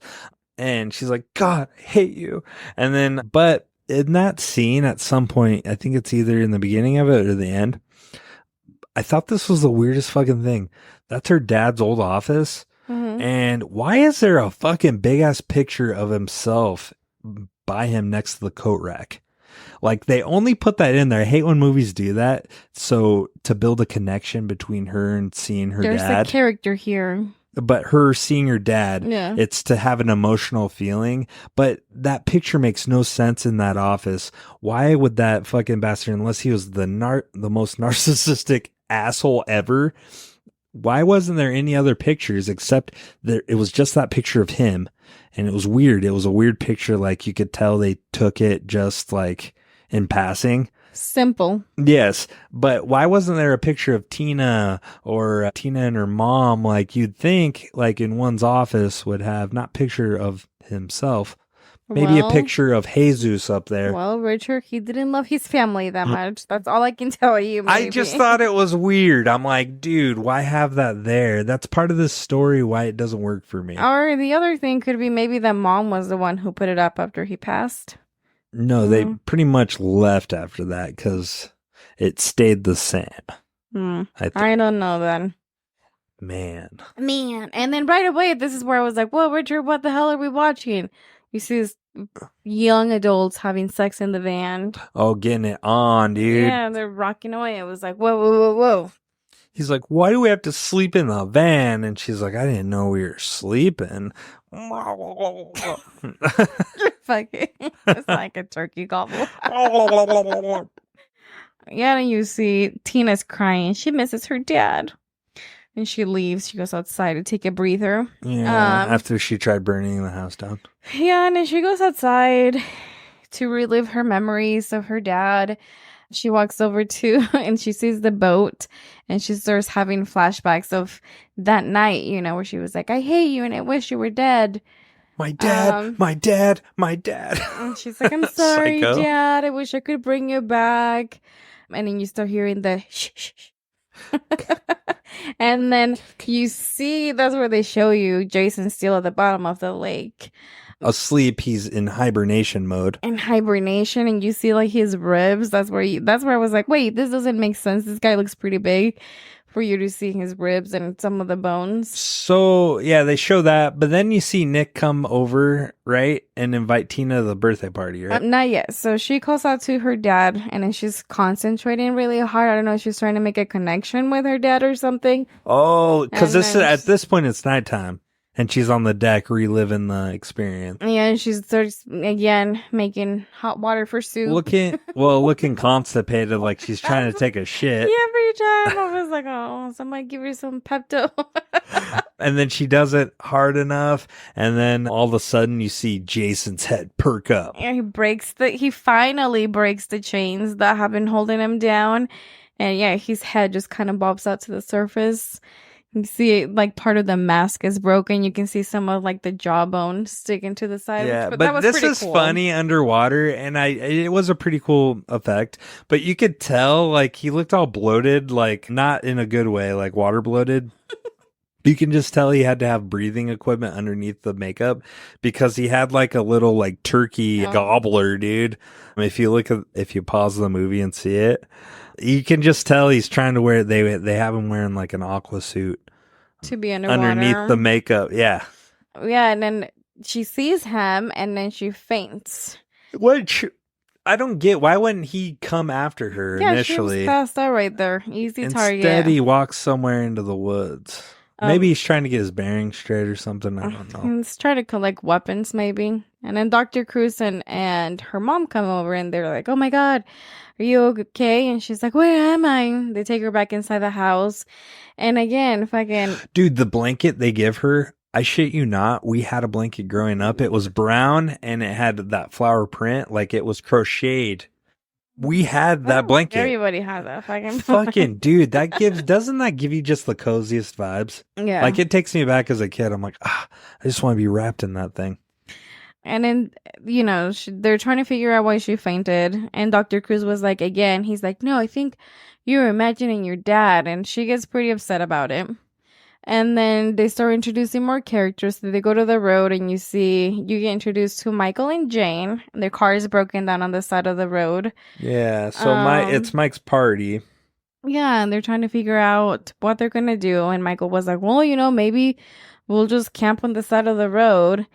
And that's when, and it's, yeah, like you said, it's supposed to be a surprise. And Jane's like, no, she's like, well, maybe, you know, we can call Nick. And he's like, Nick? And she's like, yeah. He's in the area. Surprise is ruined. We were having a surprise birthday party for you. And then Mike has a smirk on his face. He's like, what? Yeah, he's like, everyone is waiting. And then he's like, okay, well, I got to piss. Yeah, and then, so you go, and that's where you see, where you were just talking about Nick going over to see Tina. With a shirt. So where did the shirt come from? It did, dude. That's the continuity of this. I brought this up in the last episode. Attention to detail was not here. We weren't dealing with any Kubricks in this movie. I thought, yeah, because I saw her, like, she picks up her suitcase, and it doesn't look like she left anything behind. She didn't. And he has this neatly folded pink shirt. I went back and looked. She did not, and it's clear as day. Again, attention to detail. We're not dealing with any Stanley Kubricks. This is a Buchler film. Okay. He's a makeup artist. Okay. But he shows up and he's like, hey man, we got this cool hip party going on. I want to come over. Yeah, it's touch my pics. Yeah, it's totally outrageous. And she gets excited. She agrees to go, and Dr. Cruz was like, I don't think that's a good idea. Like, it's supposed to be an old business trip, just going there and focusing on her health. And the mom's like, well, you know, wait, give her a break. I think it's a good idea. She goes in and mingles with some other kids her age. She's like, she deserves it. And then you go back. They show you again, Michael and Jane. They're following up on the idea of maybe they should camp. I mean, they're walking along the side of the road. And then, I don't know, they do this a lot in the movies where they just kind of pan out to, it looks like someone is following them. And obviously it's Jason. You hear, kill, mama. And then, yeah, Michael goes to pee. Jane's standing there alone by herself. And he's like, hurry up. So this kill scene right here, when she dies, he covers her mouth and then stabs her in the heart. Blood's coming out of her nose, and you see it come down, running down. But then when James comes back and sees her pinned up on the tree, there's no blood on her face. God damn it. Details, motherfucker. Details. Also, but this goes with the gore, taking the gore out of the movie. I swear to God. Also, the stab initially, I thought, yeah, like you said, on the heart, but when they, like, really show you that she's dead, it looks like it's closer to, like, her collarbone. Yeah. So I moved position, whatever.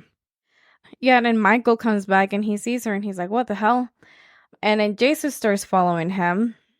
And apparently Jason practices hatchet throwing or something.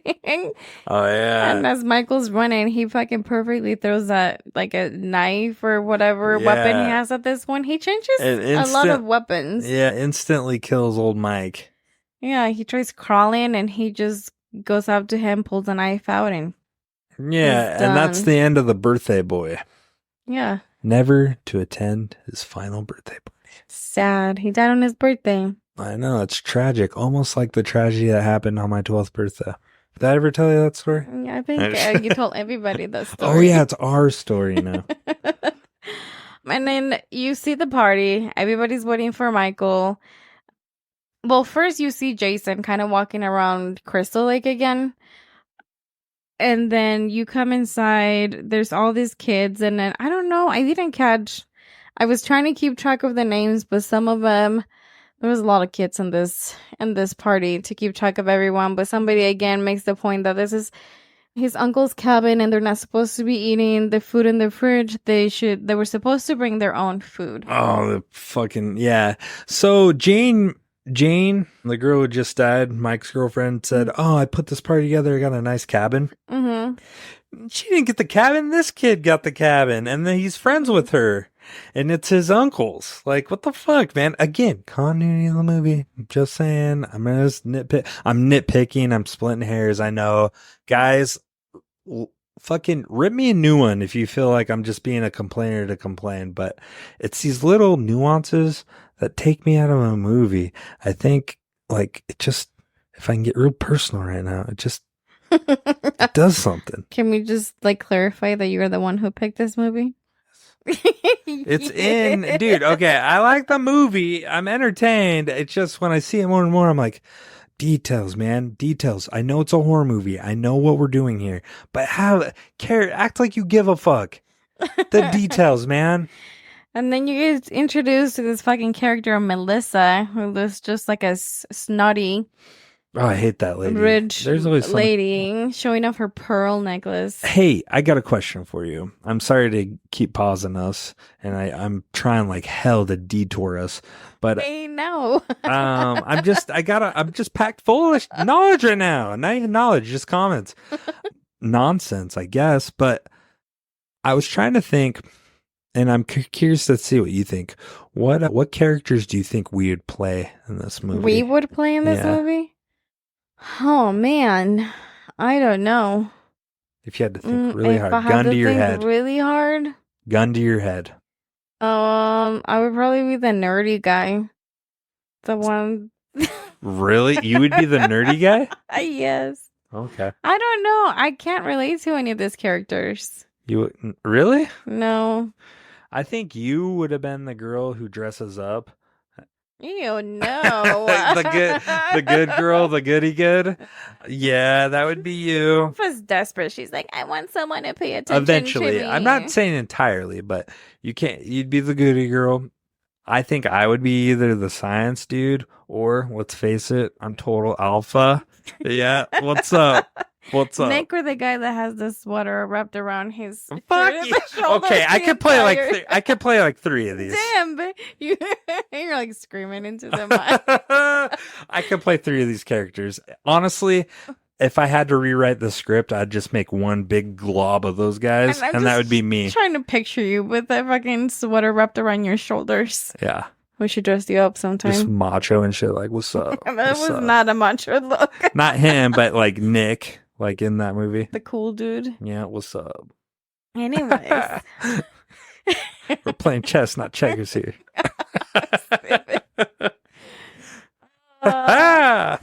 And then Oh, that's my cool talk, guys. I'm just fucking quoting Denzel Washington.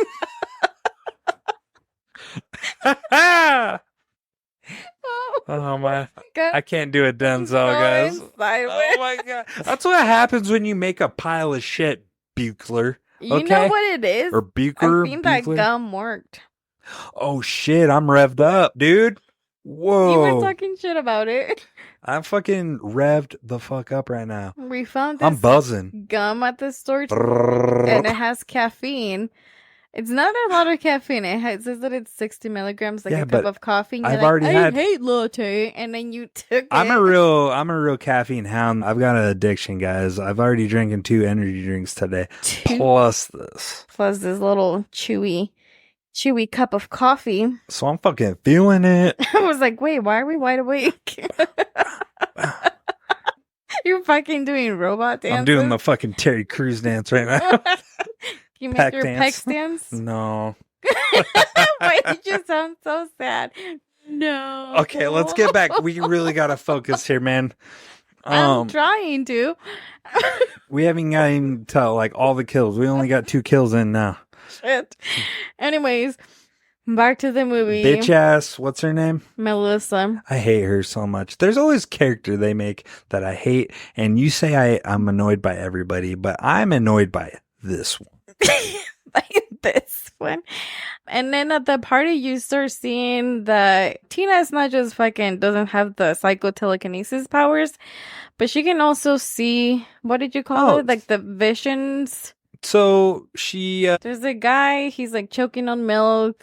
no, And I gotta know she here. imagines that she's kind of foreseeing the future and sees him dying. Yeah, she's being clairvoyant. Clairvoyant. And then she So freaks out. here's the things that I have on her. Oh shit, here we go. Sideways again. Sorry guys.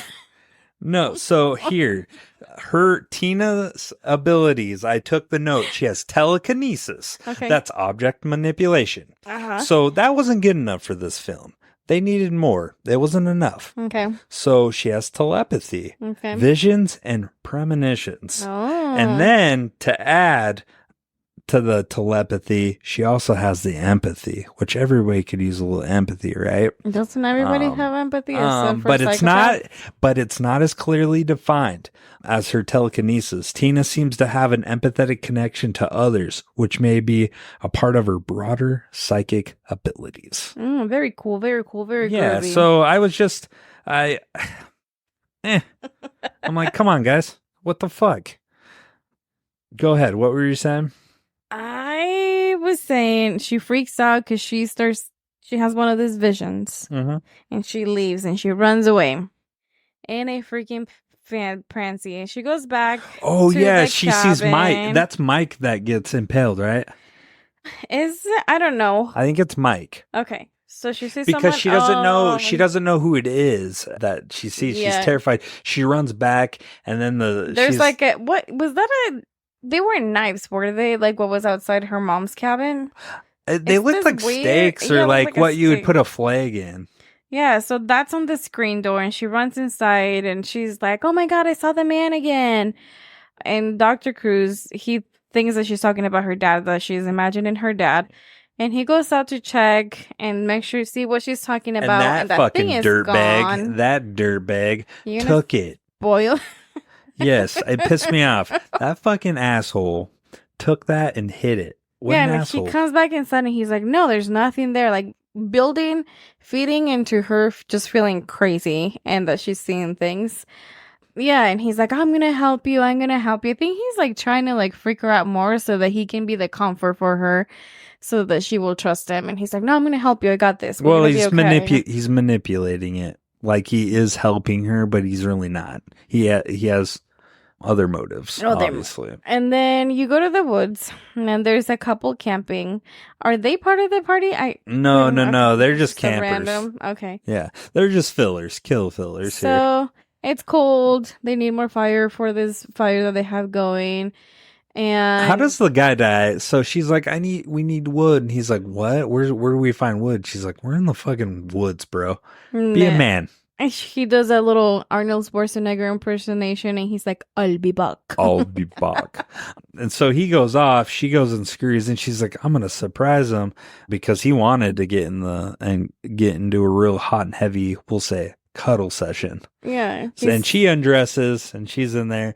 I don't remember. I'm drawing a blank of how the kid died, though. So he's carrying wood. This hardworking man went out and he chopped down some wood. All in the name of Punani. He had it all neatly stacked. He's carrying it back, super happy. And fucking here comes Jason and just stabs him from the back. Man, what a cock-blocking son of a bitch. And then you hear noises outside, and here she is, naked in her sleeping bag. She's like, okay, you big honk of a man, come and get me. And then Jason tears open the tent, and this is great, drags her out in the sleeping bag. So, funny part about this scene was supposed to be Kane Hodder was supposed to hit her. Jason was supposed to swing her into the tree several times. They filmed this about 8 times, hitting her against that, which would have been great, right? It would have been bloody mess, would have been gory. No, but ratings-wise, that was too extreme, so we only got 1. And I thought that felt less effective. One thing I saw is that they make up for it in Jason X. I don't know how true it is. It says that, yeah, like the theater version that was released, they only show it one time. Mm-hmm. But for some of the versions that went to home release, they actually got to see. We need to get our hands on this shit. Several of they saw like 5 or 6. Babe, if any gift. Really? You were going to go look for it? Just so you can it? see this fucking sleeping bag? Yes. That would be can I so just cool. like recreate it, and we can go into the woods and I can just grab a sleeping bag and smack it? No, because I'm not a psycho. I just want to watch this I'll movie. get a hockey mask. Oh my! No, we're not going to role play. That's not That's not what gets my rocks off. By the way, I don't want to be chased by fucking. What's Jason in Spanish? How do you like? Jason. That's the Spanish version. I don't know. Kind of like Ricardo. Jason. Josue? No, that's Joshua. Oh. I don't know. Weird. So she's dead. It was that easy. How did she die? He just smacked her Broke against her neck, man. Well, or to back me, it or looked like something. it hit her Yeah. torso. But anyways. I don't fucking know. So you go back to that party. It's the next day.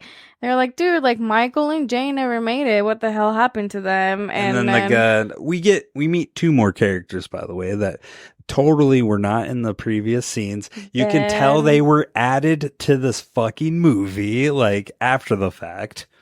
Like later on, after they started this movie, you could tell because they were nowhere to be found. No. And they didn't make it a point that they showed up or anything. They just showed up. I caught the guy's name. His name was Ben. I didn't catch the girl's name. Yeah. But they're like, well, knowing Michael, he probably got drunk somewhere. He could sniff out a party 100 miles away. Yeah, he's fine. Trying to brush it off. Like, yeah, he didn't show up to his own party, but no big deal. He's somewhere. And then here comes then Melissa asking for Nick. So I thought they were dating, but apparently they're not. No, they didn't even know each other, I don't think. And somebody was like, well, Nick's not super close to any of these people. Yeah, and he's actually next door looking for Tina. Yeah, Nick's, we should say he's cousins with Michael, the birthday boy. Good for him. Yeah. And they're best friends. So yeah, you see Nick and Tina are hanging out by the lake, and Tina's like, your friends must think I'm a joke. He's like, oh, they're not my friends. Yeah. I'm here for my cousin. Yeah, he's like, fuck these that's it. douchebags. And then they're talking about, giving more background story, where they're from, where they came from. And he tells her that he's from, I don't remember where. I don't remember his part. It was pretty stereotypical. He's talking about his background. And she says that she used to go to the lake a lot until her dad got killed. And she makes a mention that she thinks it was her fault. And then you fucking see this creep Melissa out in the woods watching him. At first I thought it was Jason. In her fucking cowboy boots. Yeah, and she's out there squatting watching them. Which is total creeper vibes. But also, can we touch on the fact that if I was Nick, I would be having red flags. I'm like, oh, this bitch killed her dad. And she has a therapist at her house. Like, what's going on here, man? I'm not fucking... Actually, I lie. I'd be interested and intrigued. I'm like, this shit's interesting. I gotta fucking get the cheesemate on all this. Yeah, and she says that her head got messed up because she saw her dad die. And yeah, that's when she's like, that guy that's traveling with us, it's not just a friend. He's my doctor. He came in to help her. Totally not phased, by the way. Nick's like, oh, that's cool. Yeah, and he's just thinking about fucking getting in them pants. And they hear some noises in the woods that he goes to check on to see what the noise is. And then apparently he doesn't see Melissa or anyone. He just comes back and he's like, did you see it? It was a big pink elephant, like trying to be funny. Oh. Doesn't Tina make, at this point, she's like, hey man, has your friend showed up? Did she say something yet? I don't remember. She's worried. I think eventually she is. I know she for sure brings it up, but does she bring it up at this point? No, not yet. At this point, they're just kind of sharing, talking about themselves, getting to know each other. And then you can tell she's starting to develop maybe a little crush on him. And she's like, oh, you're probably going to be another delusion. Oh my God, drama, flirting. I always love a good flirty thing on mental health. It's great. But did you notice he's trying to play it cool by skipping rocks? He totally throws a boulder into that water. Did a skip? No. It's like, boom. I'm like, holy shit, dude, you don't know how to do it. But what happens next? They go back to the cabin where all the young adults are. And they're having like some sort of barbecue outside. The girls are at the grill. And then Tina goes there. Well, at one point, Nick went back to their cabin. And then Tina comes and she's looking for Nick. And someone says, and then they don't know quite where he is. Melissa kind of makes a smirk at Tina for being there again and their little party. And one of the other girls was like, oh, ignore her. She's mean to everyone except the boys. Is this where so she has ruins kind the of pearls? A thing. And then they're talking about going and doing drugs or smoking weed. Some of the guys. Those goddamn dope smokers. You condone it too? And this is where Melissa, she's just being an ass. She puts a coat on one of the guys backwards. Remember that? And she's like, hey, Tina, is that how they wear jackets at the mental hospital? And that guy's army jacket? Yeah, and she fucking, you see another stare down and her necklace. Oh, yeah, she looks constipated lifts again. up and it breaks. I'm like, oh, shit, Tina's got a boob again. And I don't know why. Like, I don't know that they could tell that she had powers. Hold on, babe. We got to record our constipated Tina look, and we'll put it on Instagram. Stupid. She has a traumatized background. Richard, give her a break. Oh my God. Hey, man. Who are we sponsored by now? Better Health? Pepto-Bismol is sponsoring this movie. Sponsoring us, Pepto-Bismol. Oh my God. You never know when a fart turns into a shark, dude. Oh my God. That's so stupid. Oh my God. Pepto-Bismol. Are you done with your upset stomach? Diarrhea. Oh my God. Aren't those copyrights? No way, baby. Shout out, baby. Oh, fuck. We didn't plug it. Elsa Zone. No shit. Babe, we got to plug them. Shout out Elsa Zone. We're going to go out after a hard night of recording, and we're going to go get our sopas. Sopes? Yeah, sopas. Or you don't even have their sopes. Have you had them? Yes. You keep having their gorditas. Those are good too, but I've had their sopas too. Oh, yeah, you go there all the time. I do. Every Elsa chance Zone. Richard gets. Elsa Zone on Sprague. And they also have a location in Kennewick. And somewhere else, but I But don't remember. anyways, let's get back. We did our plug. Oh my god. The one thing, so she did this thing, she broke her pearl necklace. I don't know that the people at this party she's can tell that pissed. she has powers, but she kind of gives herself away again at being weird when she just runs away. Doesn't say anything, just takes off running, gives the other girl her drink, and then took off running. I always want to see her run away. Like, you know how some people run weird? Oh, just swinging her arms. Down on her I want to see that so bad. That's what I think about what happens when she storms away. Like she just runs awkwardly. Flopping her arms. She's doing the Bernie. Oh, fuck. That would be so fucking hilarious. That alone would bring this movie up to a fucking major rating for me. Oh, fuck, dude. Okay. Tina goes back home. Sorry, guys. I'm off the fucking rails, dude. I know. Today I'm like trying to reel you back Usually in. it's me trying to reel you back in. Fuck, dude. She goes home. She tells her mom she hates that place. And she's like, I could have killed someone. Like seeing, how her powers are manifesting over and over Getting again. powerful. And Dr. Cruz, he says that he also believes she has powers.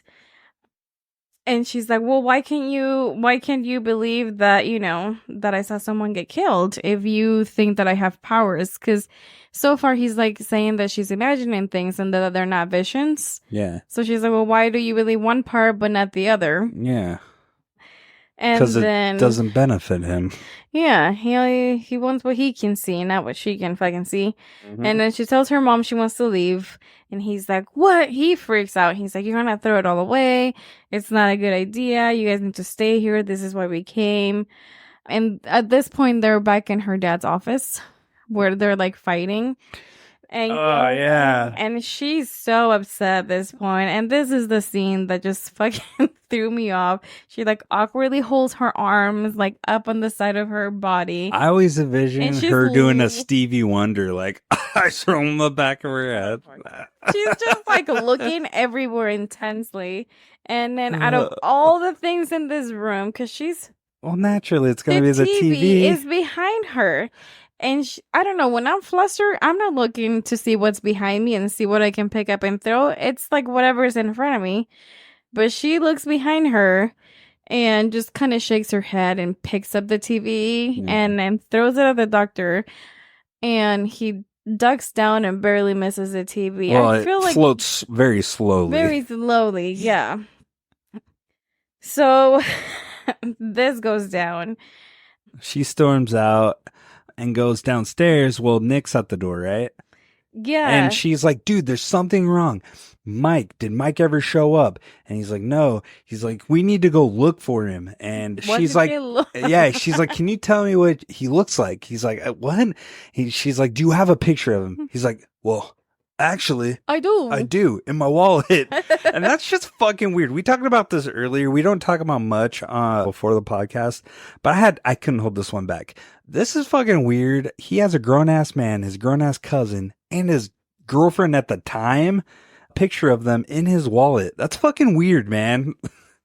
Isn't that weird to you? That's his best friend, man. So you have a picture in your wallet of your best friend?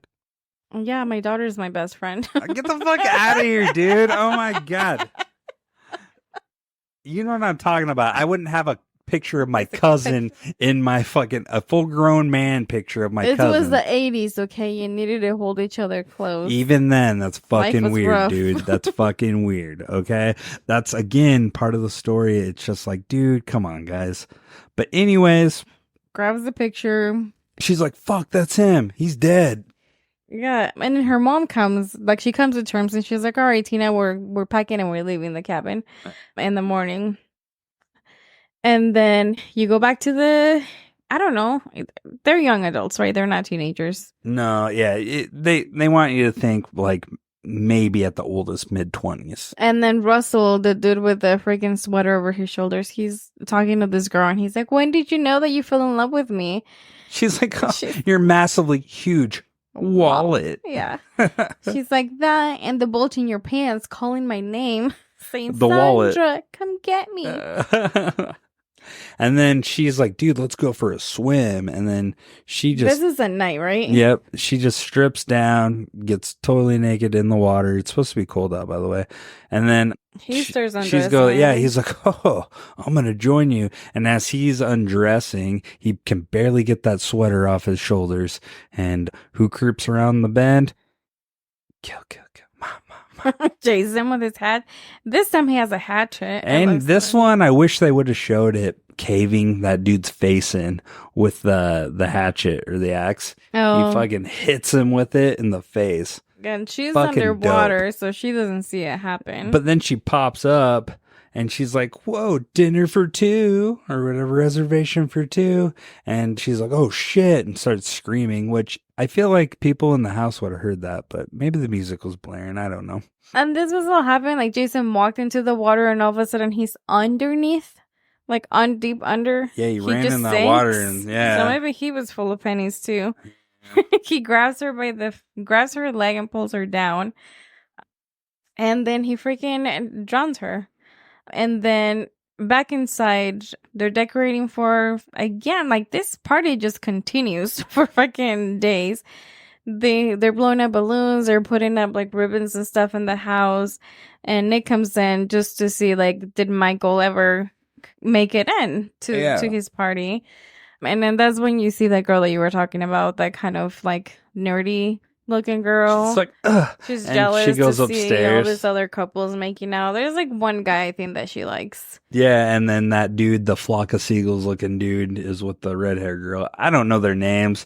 I don't think these movies set it up to where you care about their names. Are you kept track of who was Yeah, who? I just knew Nick, Tina, and Dr. Cruz. yeah, Dr. Cruz.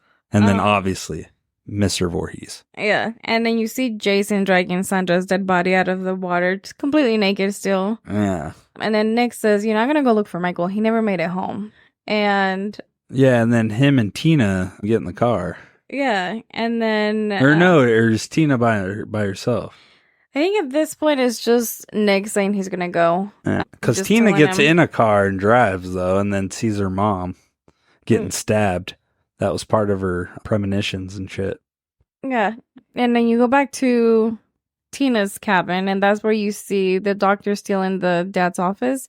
He opens a drawer and he has that like knife. Yeah, which steak later Tina's mom sees that, Right. and she's like, "That fucking lying bastard.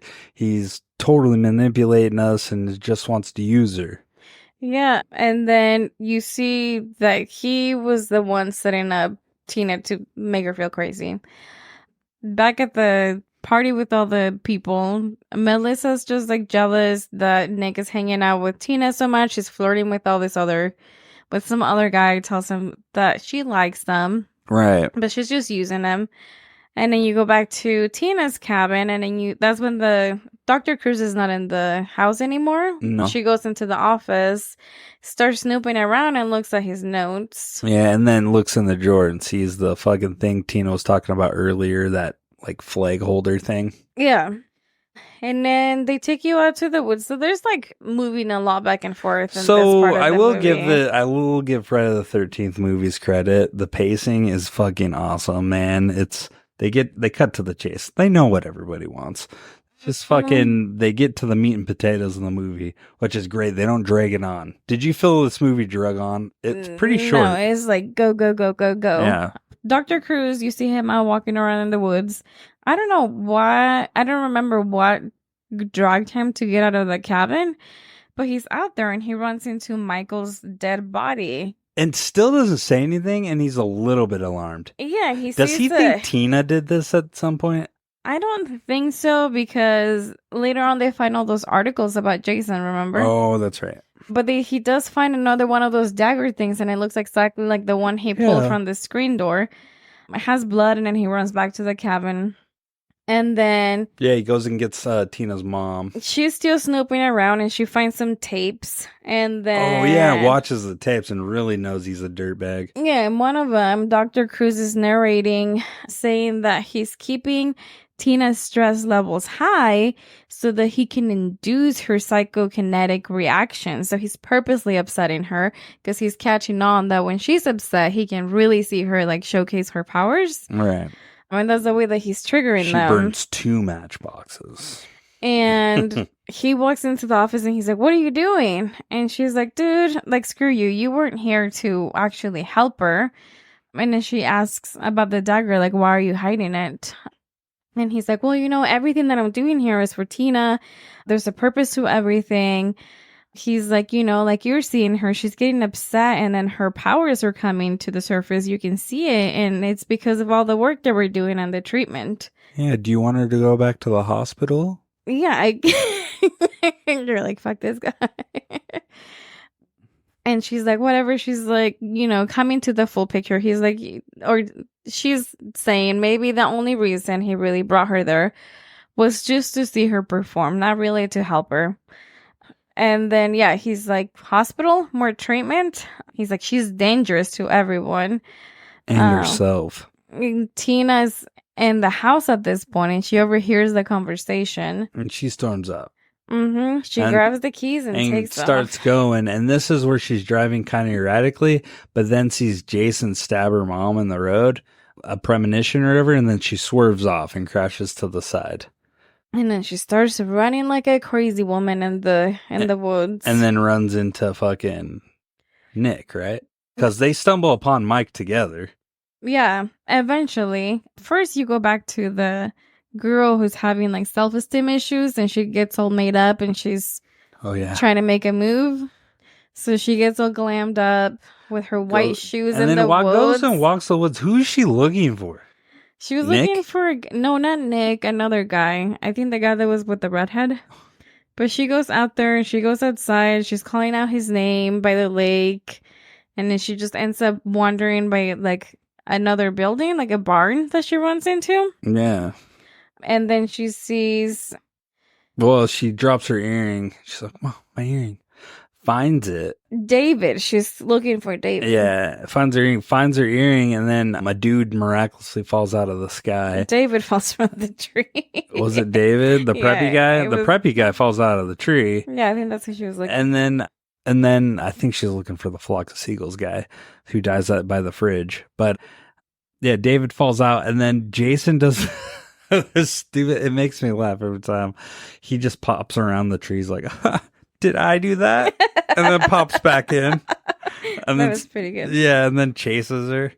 And then she goes into the woodshed where the tools and stuff are. Yeah, so they're in there. They're going through... She goes inside, and Jason sees her goes in there. Just a second, guys. My house alarm's going off. All right, sorry about that, guys. We're back. Alarm was going off like crazy. It was nice. I had a nice, what do we call him? Unhoused gentleman shooting up underneath my garage light. Lovely. Fun times. Well, he had my size 12 and a half Converse up his ass, so. Motherfucker, dude. Hey, I take this podcast seriously, and you fucking interrupt my shit by fucking tripping my alarms. You're gonna get a fucking boot up your ass. That was funny. I'm sorry. Anyways, sorry. I'll next time make that piece of shit apologize to you. Where were we? Oh my gosh. I don't know. Drug addiction's bad. I do feel bad for him. He looks like he's been down and out. Tina grabs the keys and left. She crashes. We said that. Oh, show the girls in the shed. Yes. What's her name? Melissa? I didn't get her name. Fuck. Susan, Melissa. We'll call her Karen. She looks like a Karen. She runs into the barn after she finds after David falls from the tree. Jason follows her in there. She tries to escape. She crawls under a couple like doors or walls or something. And then at one point she's standing there, standing very still and quiet as Jason is just walking around this barn looking for her.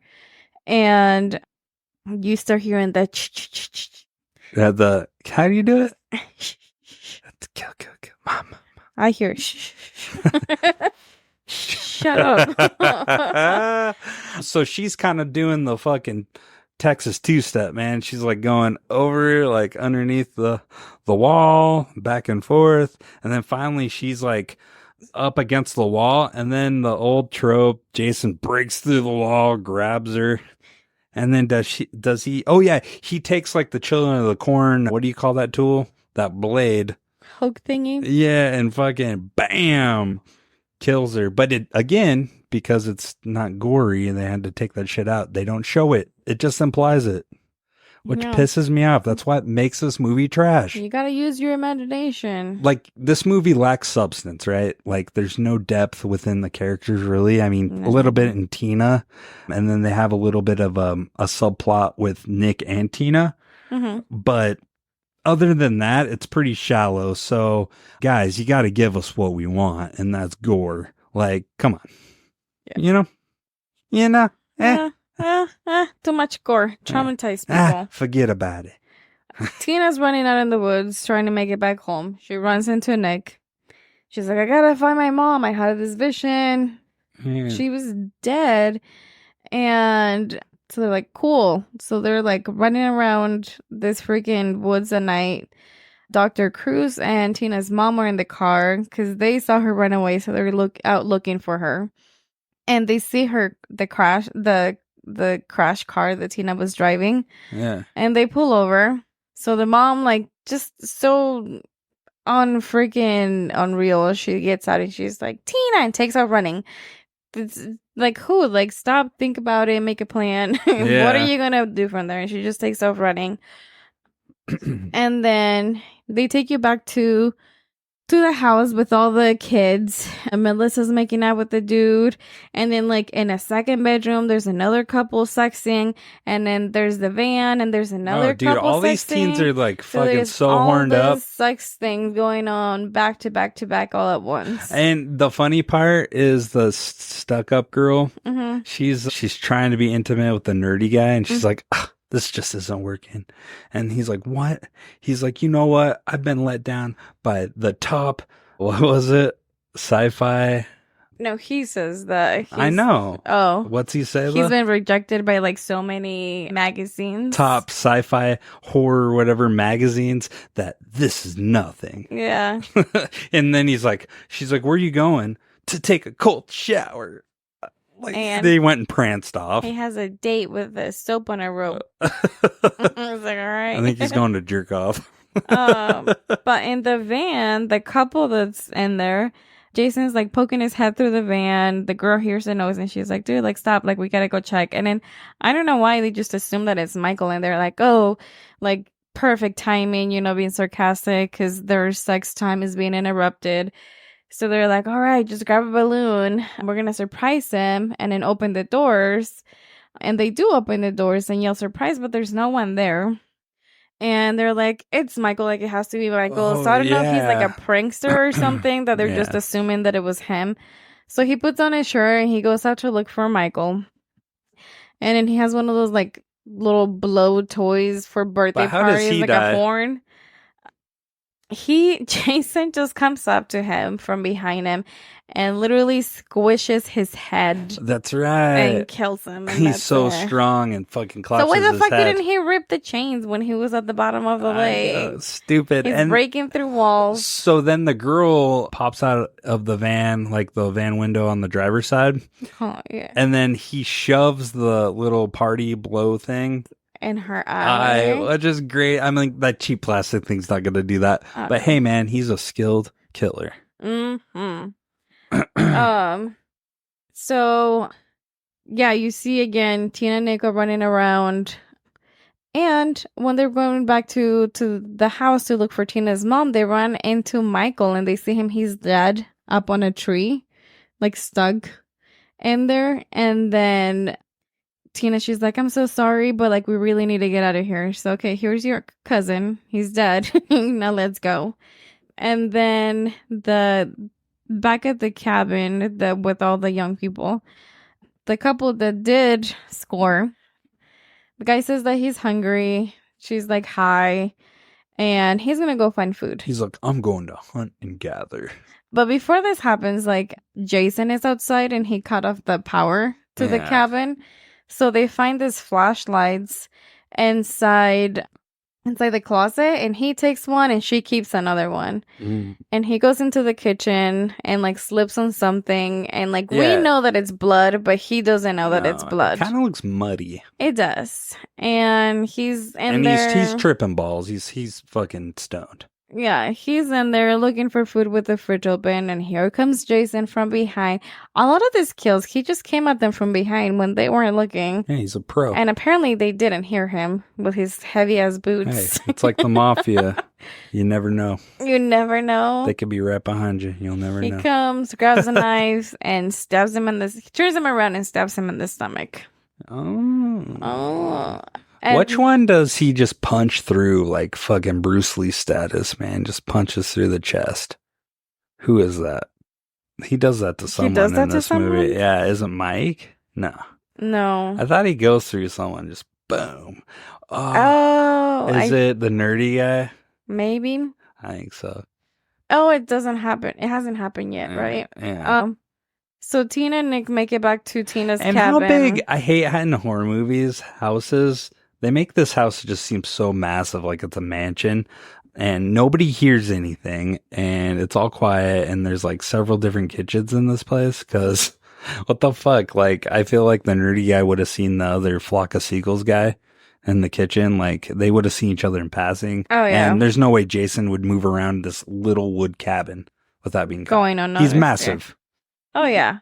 He looks pretty tall. Yeah, and Jason has mental disabilities, so let's be real here. Kind of clumsy. His mental capacity is not there. Tina and Nick are back at her house. Mm-hmm. They find that dagger on the dresser that the doctor had hidden to make her seem like she was losing her mind. And they start going through some stuff, and then they find notes about a killer on Crystal Lake and that he was never caught. And there's a picture of Jason in the newspaper article, and she's like, look, it was him that I saw on the lake, like when she first brought him back to life at the start of the movie, right before she fainted. It makes us so much more unlikely that he was in the bottom of that lake all this time.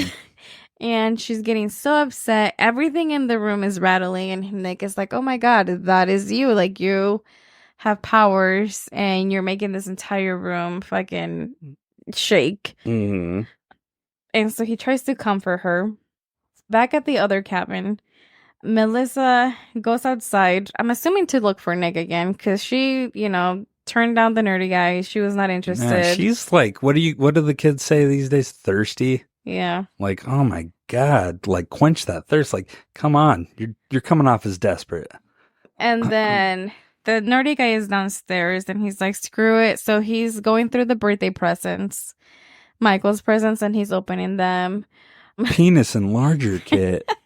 And the old classic joke, it's a little magnifying glass. And at this point, Jason is inside the house still. And after he didn't appreciate that joke whatsoever. No. I'm getting the feeling like Jason's one of those hardcore Christian type. You know what I mean? Maybe. Like, what's it? Is Christian Old Testament? I don't know. Is that Catholic? Catholicism? What the fuck are you going with? Some real Old Testament shit going on here. I mean, they both have testaments. Anyways. I don't fucking know. I'm not religious. Look out of here. Nick says, all right, cool. Like, Jason died. You saw him. You have powers. We all need to get out of here. That's the plan, and that's what we're doing. And then, the guy, as he's sitting there opening the presents, he hears a noise, and he thinks it's Melissa. And he's like, oh, did you change your mind? Are you coming back for me? And it's Jason. Fucking stabs him. Stabs him or punches him through the chest? something happens. It's something, dude. I feel like someone got punched through the chest, but maybe I'm wrong. And then the girl that was upstairs naked with the flashlight, she puts on clothes and she goes out to see what's taking her boyfriend so long with And this then flashlight. she went and, what do the kids say? She went and found some doobies. Doobies. And she's all stoked, so she's gonna fucking light one up. And then she opens that door I'm sorry, I'm cutting you off. What? Get excited. This is another one. This fucking cat was locked in this closet for God knows how long. Whose cat is this? Because this cabin has been empty and nobody's been in it for a little bit. It's not Tina's cabin. It's the other dude's uncle's cabin. Yeah. But no way this cat survived in that fucking closet, dude. Get the fuck out of here. All right. Yeah. She opens it. Yeah. The cat comes out and she asks the same thing too. She's like, whose are you? So nobody knows where this cat came from. Yeah. And the cat's like, screw you. I don't like you. Stranger danger, and leaves. Well, it does what a cat does. They don't care about anybody. Oh, tell me about it. And she sits on like a bench by the window, Yeah. puts her hand down, and then there's blood. Mm-hmm. She turns over and there's just like a head chilling there in the bedroom. Oh, yeah. It's what's his name? The Flock of Seagulls. The Flock of Seagulls guy. Yeah. And she fucking freaks out. And Jason busts through the door. He comes in the room, grabs her by the neck, and throws her out the window. That was her death. Oh, she gets thrown out the window? She got thrown out the window. And nobody heard that shit? Apparently not. Nick is trying to grab everyone together back at Tina's cabin, and Tina's like, no, I can't quite leave. I need to find my mom. He's like, no, dude, we need to go back to the other cabin and find his friends. And then they'll find the mom, and then they'll figure it out. And then you see her mom and Dr. Cruz are out in the woods still, running around, trying to get back to the cabin, looking for Tina. And at this point, Dr. Cruz, he can sense that there's something wrong. He saw the other guy dead, Mike, and then he's seen the dagger. He knows about Jason, and he's like, you know what? You're wasting your time. They're probably at the house. We need to get out of here and stop, running around in the woods. Mom gets stabbed. Yeah, and she kind of picks up on some of it. And she's like, okay, you know something. What are you not telling me? And Dr. Cruz, when she gets stabbed, he runs away. He's a little fucking bitch. He grabs her, puts her in front of him, and he's kind of pushes her out in front of him like an offering. And and then... Which, I mean, I kind of would too because her helmet head, but... You're stupid.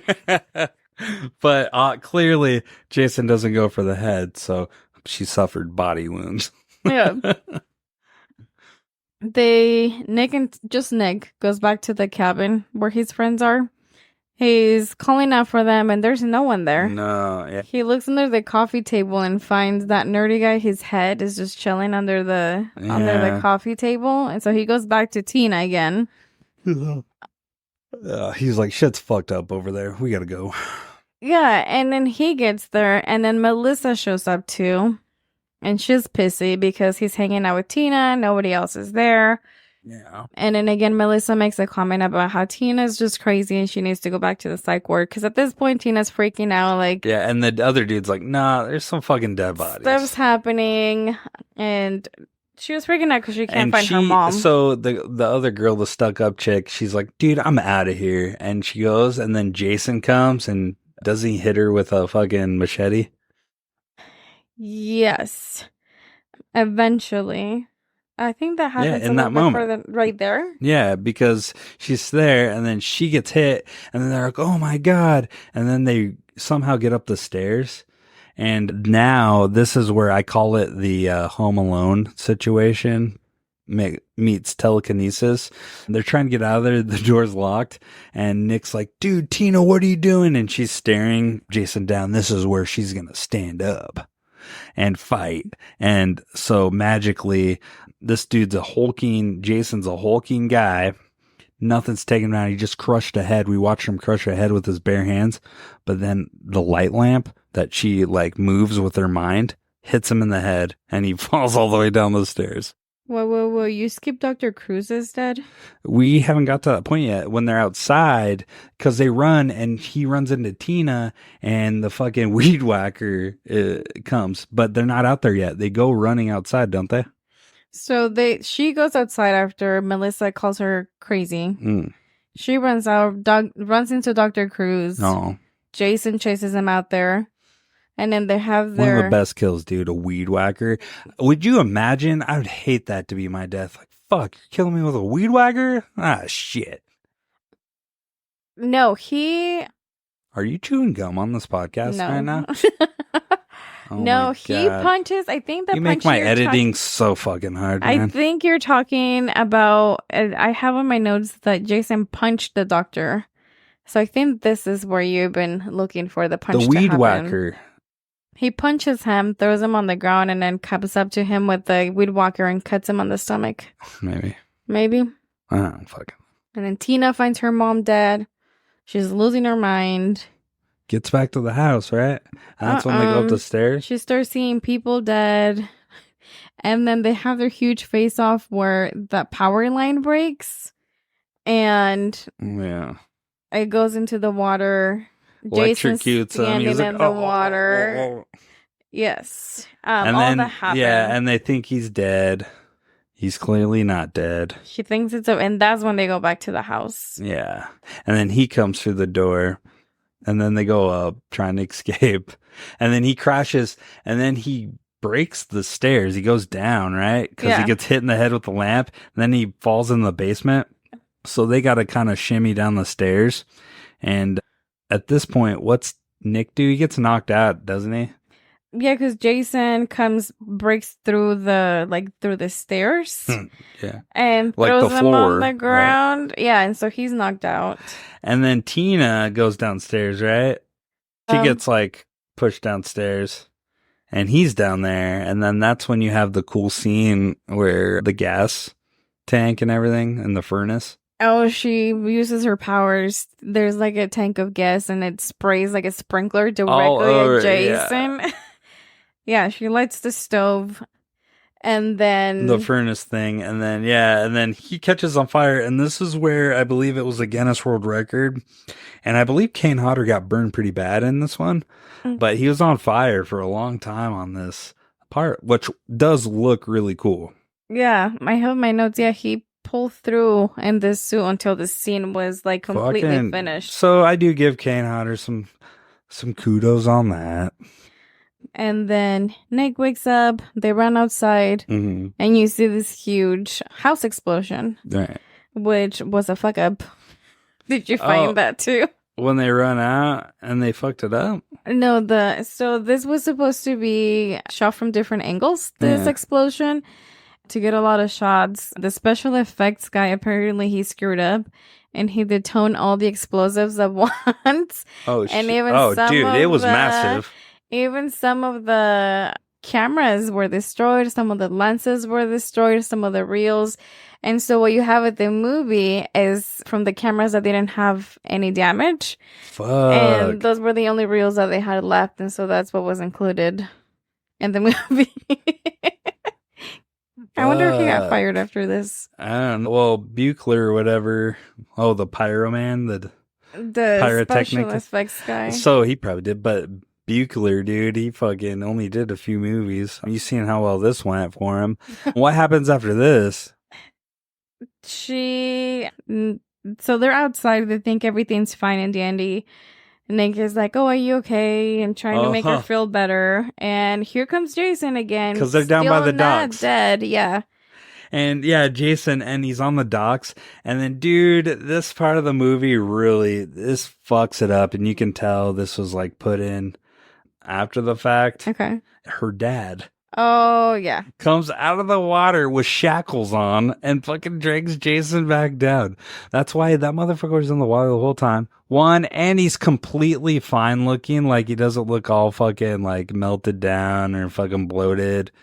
And he looks like he's wearing an old school fucking 1800s outfit. Well, yeah, and Tina, it looks like she woke him up because you can see the water doing that bubbling effect again, which was so realistic. How the guy looks pretty scrawny in comparison to Jason's height, build, everything. Yeah. And he jumped so far out the water. And that's all it took. He put a chain around him and dragged him down. I know, right? So, no, on this, I have notes on the dad. Oh, you found stuff on the dad? Well, on the scene. Oh, okay. Let me find my phone real quick. I found that, when the next day when the firefighters come, I have that the director did one of his, a little cameo. The firefighter that picks up the shattered Jason mask was the director. He wanted to be in the movie. Did you find your little thingamajigger? I'm looking. So after this happens, does that mean that the dad stays dead? Do they finally recover his body? He did his job? Maybe. What's up? I said, so after this happens, right? The dad killed Jason. Is this now a good time for police to recover his body?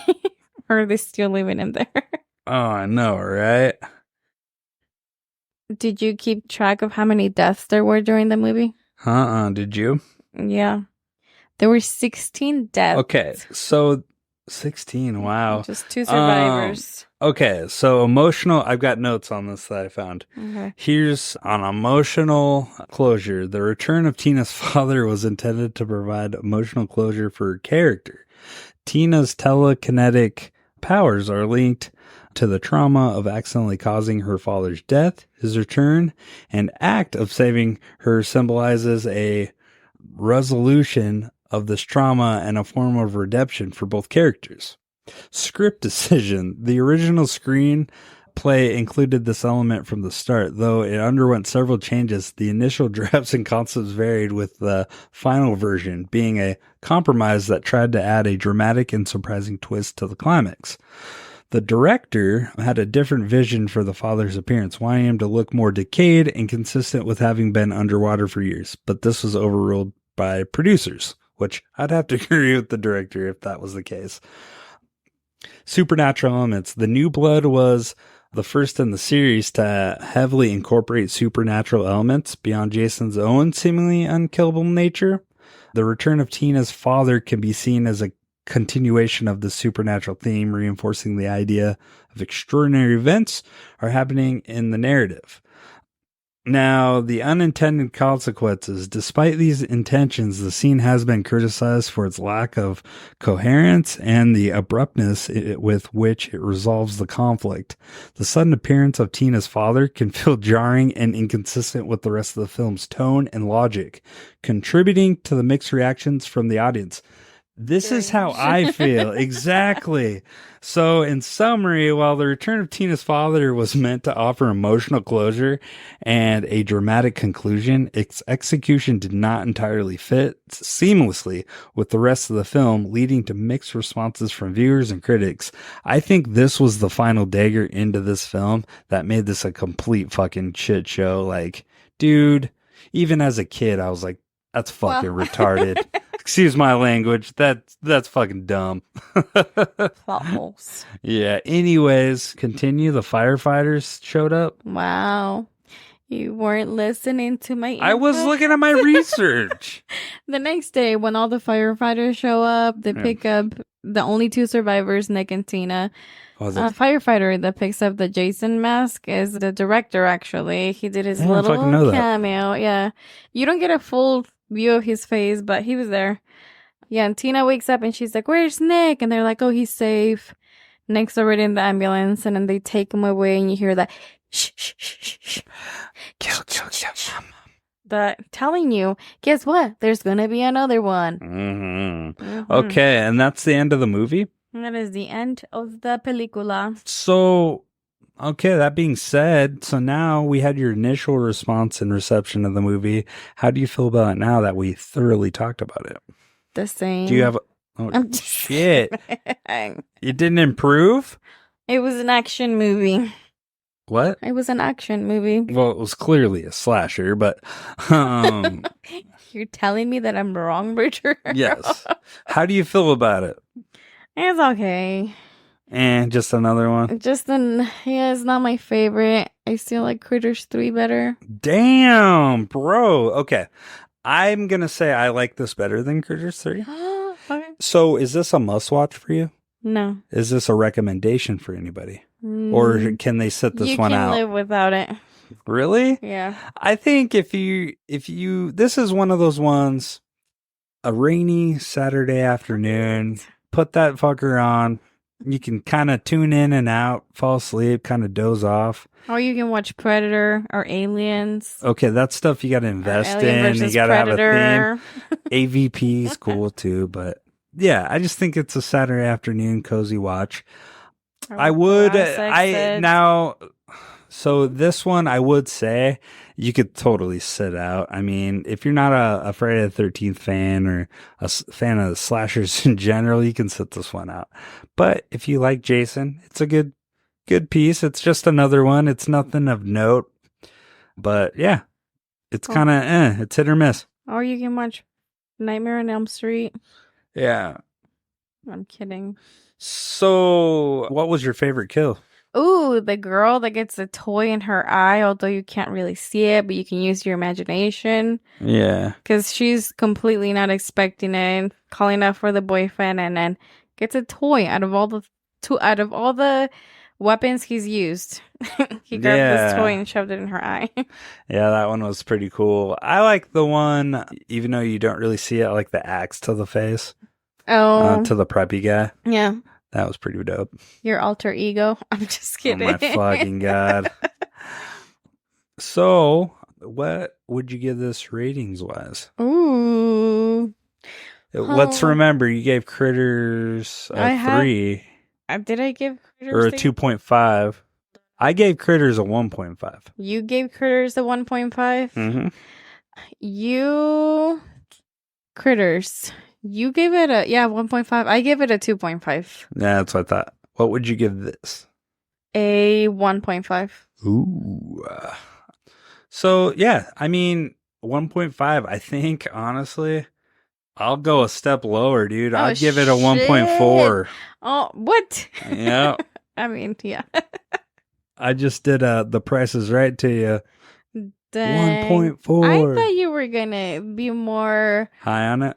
Not high on it, but more generous, just because I feel like you hold these movies in high regard. Heart. So I've seen it a million times, but man, I'm not an idiot. And I've got taste. This movie is just kind of for shits and giggles. It doesn't get my blood pumping like you. I'm not scared. I'm not I could take it or leave it, to be honest with you. If it's on TV, I might have it on in the background. I might watch it. I might not. I don't know. So yeah, I would be there with you. I'll just round up 1.5.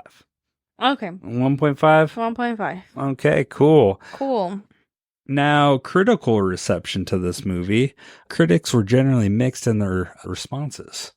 Naturally, some praised the film for attempting to introduce a new element, such as the telekinetic powers of Tina. However, others felt that these new elements did not sufficiently refresh the formula of the series, which it did not. The special effects got some positive attention, especially the design and portrayal of Jason. Character development. Critics noted that while the characters of Tina added an interesting twist, the other characters were largely seen as underdeveloped and typical of the slasher genre. And that's kind of what I was saying earlier. Yeah. It's just no substance. You can't invest too much. And then the plot was criticized for being formulaic and predictable, with the pacing sometimes dragging between the action sequences, which I don't really agree with. Yeah. I feel like it was just boom, done. And then the fan base on this, among the dedicated fan base of Friday the 13th, The New Blood was generally well received for its creative attempt to introduce a supernatural element. Fans appreciated Kane Hodder's debut as Jason, as his portrayal brought a new level of physicality and menace to the character.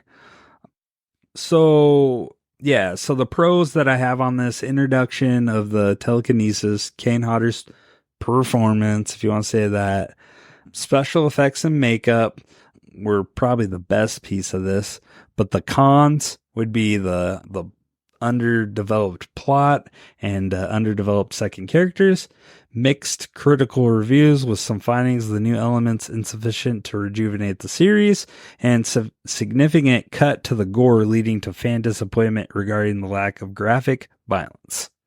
So overall, this got kind of with fans is ranked kind of less than middle as far as the franchise goes. As far as movies, these Friday the 13th movies go, it's kind of one of the weaker links. Ones. Yeah. I see that. But anyways, so this movie doesn't really hold up. Ratings? Yeah, so I guess, so Vienna decided to join us. She's up here. She just got off the treadmill, man, so she's pumped. Do you want to pass the mic over to... Sure. All right. Vienna, how you doing? Hi, I'm not too good. Oh, man, you sound like garbage. Oh, okay. Thanks a lot. Yeah, that's okay. Mm-hmm. Dumpster fire over here. It's your fault. You got me sick. All right. You sound like an old lady chain smoker for 50 years. Got sick. Well, I'm sorry you don't feel good. Anyways, did you watch this movie at all? Some parts. Some parts? Yeah. It was there's a lot of nudity in it, so we kind of refrained you from it. I didn't see anything. Good. Well, I did, but I guess I did. Some parts inappropriate. Call CPS on Angelus. No, you watched that when you were 10. Yeah, my mom's a POS, okay? Oh my God. I'm kidding. But so how'd you feel about the movie? It was okay. It was okay? Yeah. What would you personally rank it?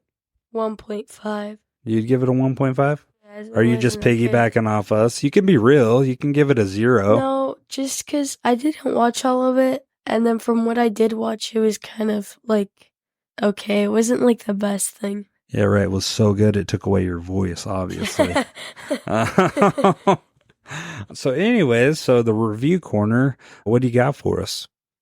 First, I would like to preface that when I was downstairs, I watched the Scooby-Doo and the Kiss movie where they solve a mystery together. Oh, yeah, I love that one. Did you know that Paul Stanley... Was that on Shudder? No, it was on HBO Max. Oh, shit. Daphne's supposed to be 16 and Paul Stanley's supposed to be 64 because it came out in 2015. And that's a new one? I thought we were meaning the classic. At the end, they make out and Fred absolutely gets cucked. Wow. It's I haven't like seen Scooby-Doo in years. 43-year-old age gap. Wow. Cool. It's kind of nasty. Cool. Way to ruin Scooby-Doo for me. You're welcome. Gene Simmons, Kiss, you guys are fucking pieces of shit. I hate you. No, and then Scooby-Doo. You can take your love gun and get out of here. Scooby-Doo and Shaggy Kiss too. It was really weird. It was really bad. Okay. Fascinating. Yeah. Continue. Okay, so on IMDb, this got a 5.2 out of 10. Holy shit, that's kind of high. I thought it'd be lower. And on Rotten Tomatoes, it got a 33%. That's more what I thought. I thought, honestly, lower. I thought it was going to be like a 10%. A 10%. But man, goddamn. Maybe it held up a little bit for people. Maybe.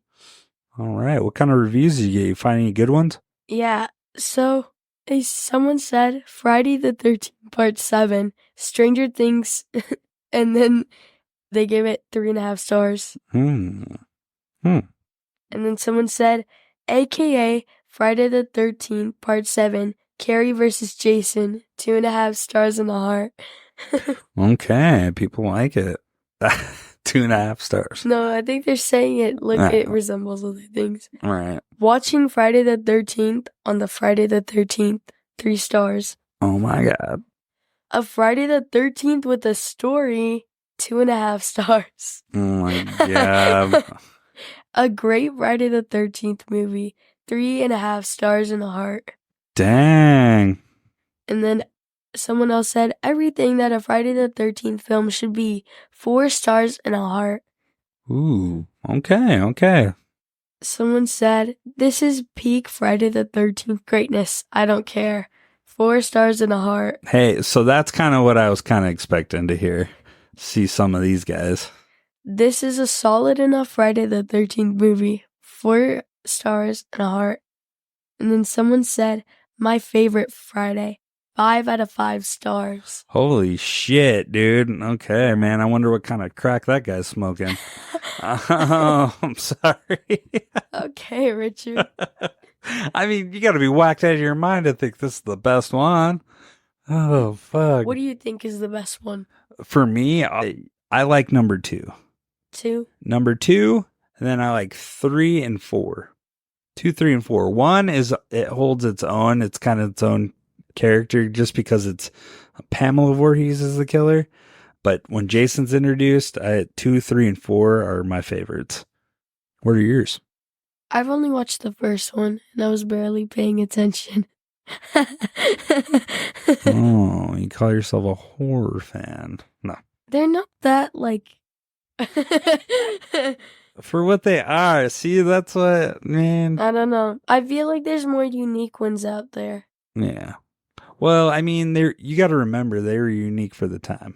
Well, That's where the appreciation for me is. It's kind of a time capsule seeing where horror was at the point. Because they were trailblazers at one point, but then it just kind of became run of the mill. well, yeah, I get it's a classic, and I can see why. It's a good movie, but, like, I don't know. I feel like compared to nowadays, it holds its own. But, like, in this day and age, I feel like other ones hold its own Yeah, for this year. I think it needs a little more of a refresh. It needs a new makeover to Yeah. kind of do it. Well, cool. Do you have anything else to contribute to this podcast? Or I'm kidding. I know you don't feel good. Bye. That's it. Okay. Well, thanks. Thank you. All right. So, yeah, that was fascinating. Do we have any business we should cover? We do. All right. Usually it's business in the front, party in the back, like my mullet, but but we're doing the reverse this time. We do have a giveaway. Guys, we hit 10 episodes, 650 downloads. We're trying to give away the Poltergeist 3. How do they do that? How do they sign up to win?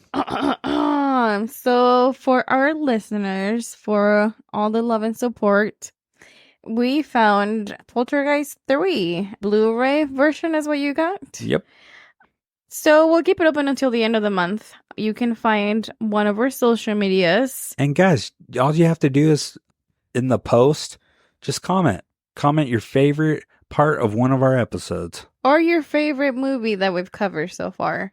Yeah. So yeah, just go. You can find us on Facebook, Instagram, TikTok. Yeah, we're talkers, dude. We're wind talkers right now. But we'll make another post. It'll go up and then we'll keep a pin on our Instagram page at Horror Cinema Obsession. You can go in there, just give it a like, leave a comment, favorite movie, favorite part of the movie. So I will say this one's just the tip of the iceberg because I will say we're on a roll because now not only our social media is kind of going, but we're at 11 episodes and we eclipsed 1,100 downloads. Woo-hoo-hoo-hoo. Freaking amazing. The support is just awesome. It's off the chains. I'm finding out though, our listeners, it must be our demographic, they do not like to participate in our social media. It's like pulling teeth. It's crazy. The only people that really do, I find on social media, is other horror enthusiasts like podcasts and what do you call them? Content creators, which is cool. I like them. I love them all. Great horror family, but just the regular fans, like we got listeners clearly, but they just don't participate in the social media. But anyways, if you're interested in participating and winning the copy of the Poltergeist, We'll have an even bigger prize coming out here down the road. keep an eye out. We'll put up another post. Give it a like. Just go leave a comment. And then we'll do a drawing at the end of the month. We're also, tell your friends that listen to podcasts on Apple. We're finally on there. Guys, I figured it out. Good job, Richard. Good job. Golf clap. Golf clap. I feel like there was something else, but I can't think of what it was.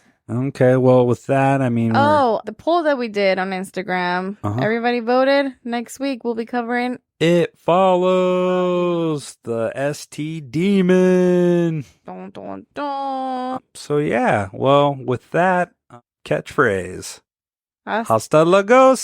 Adios. Adios. Bye. Thanks for listening to Horror Cinema Obsession. We hope you had as much fun as we did.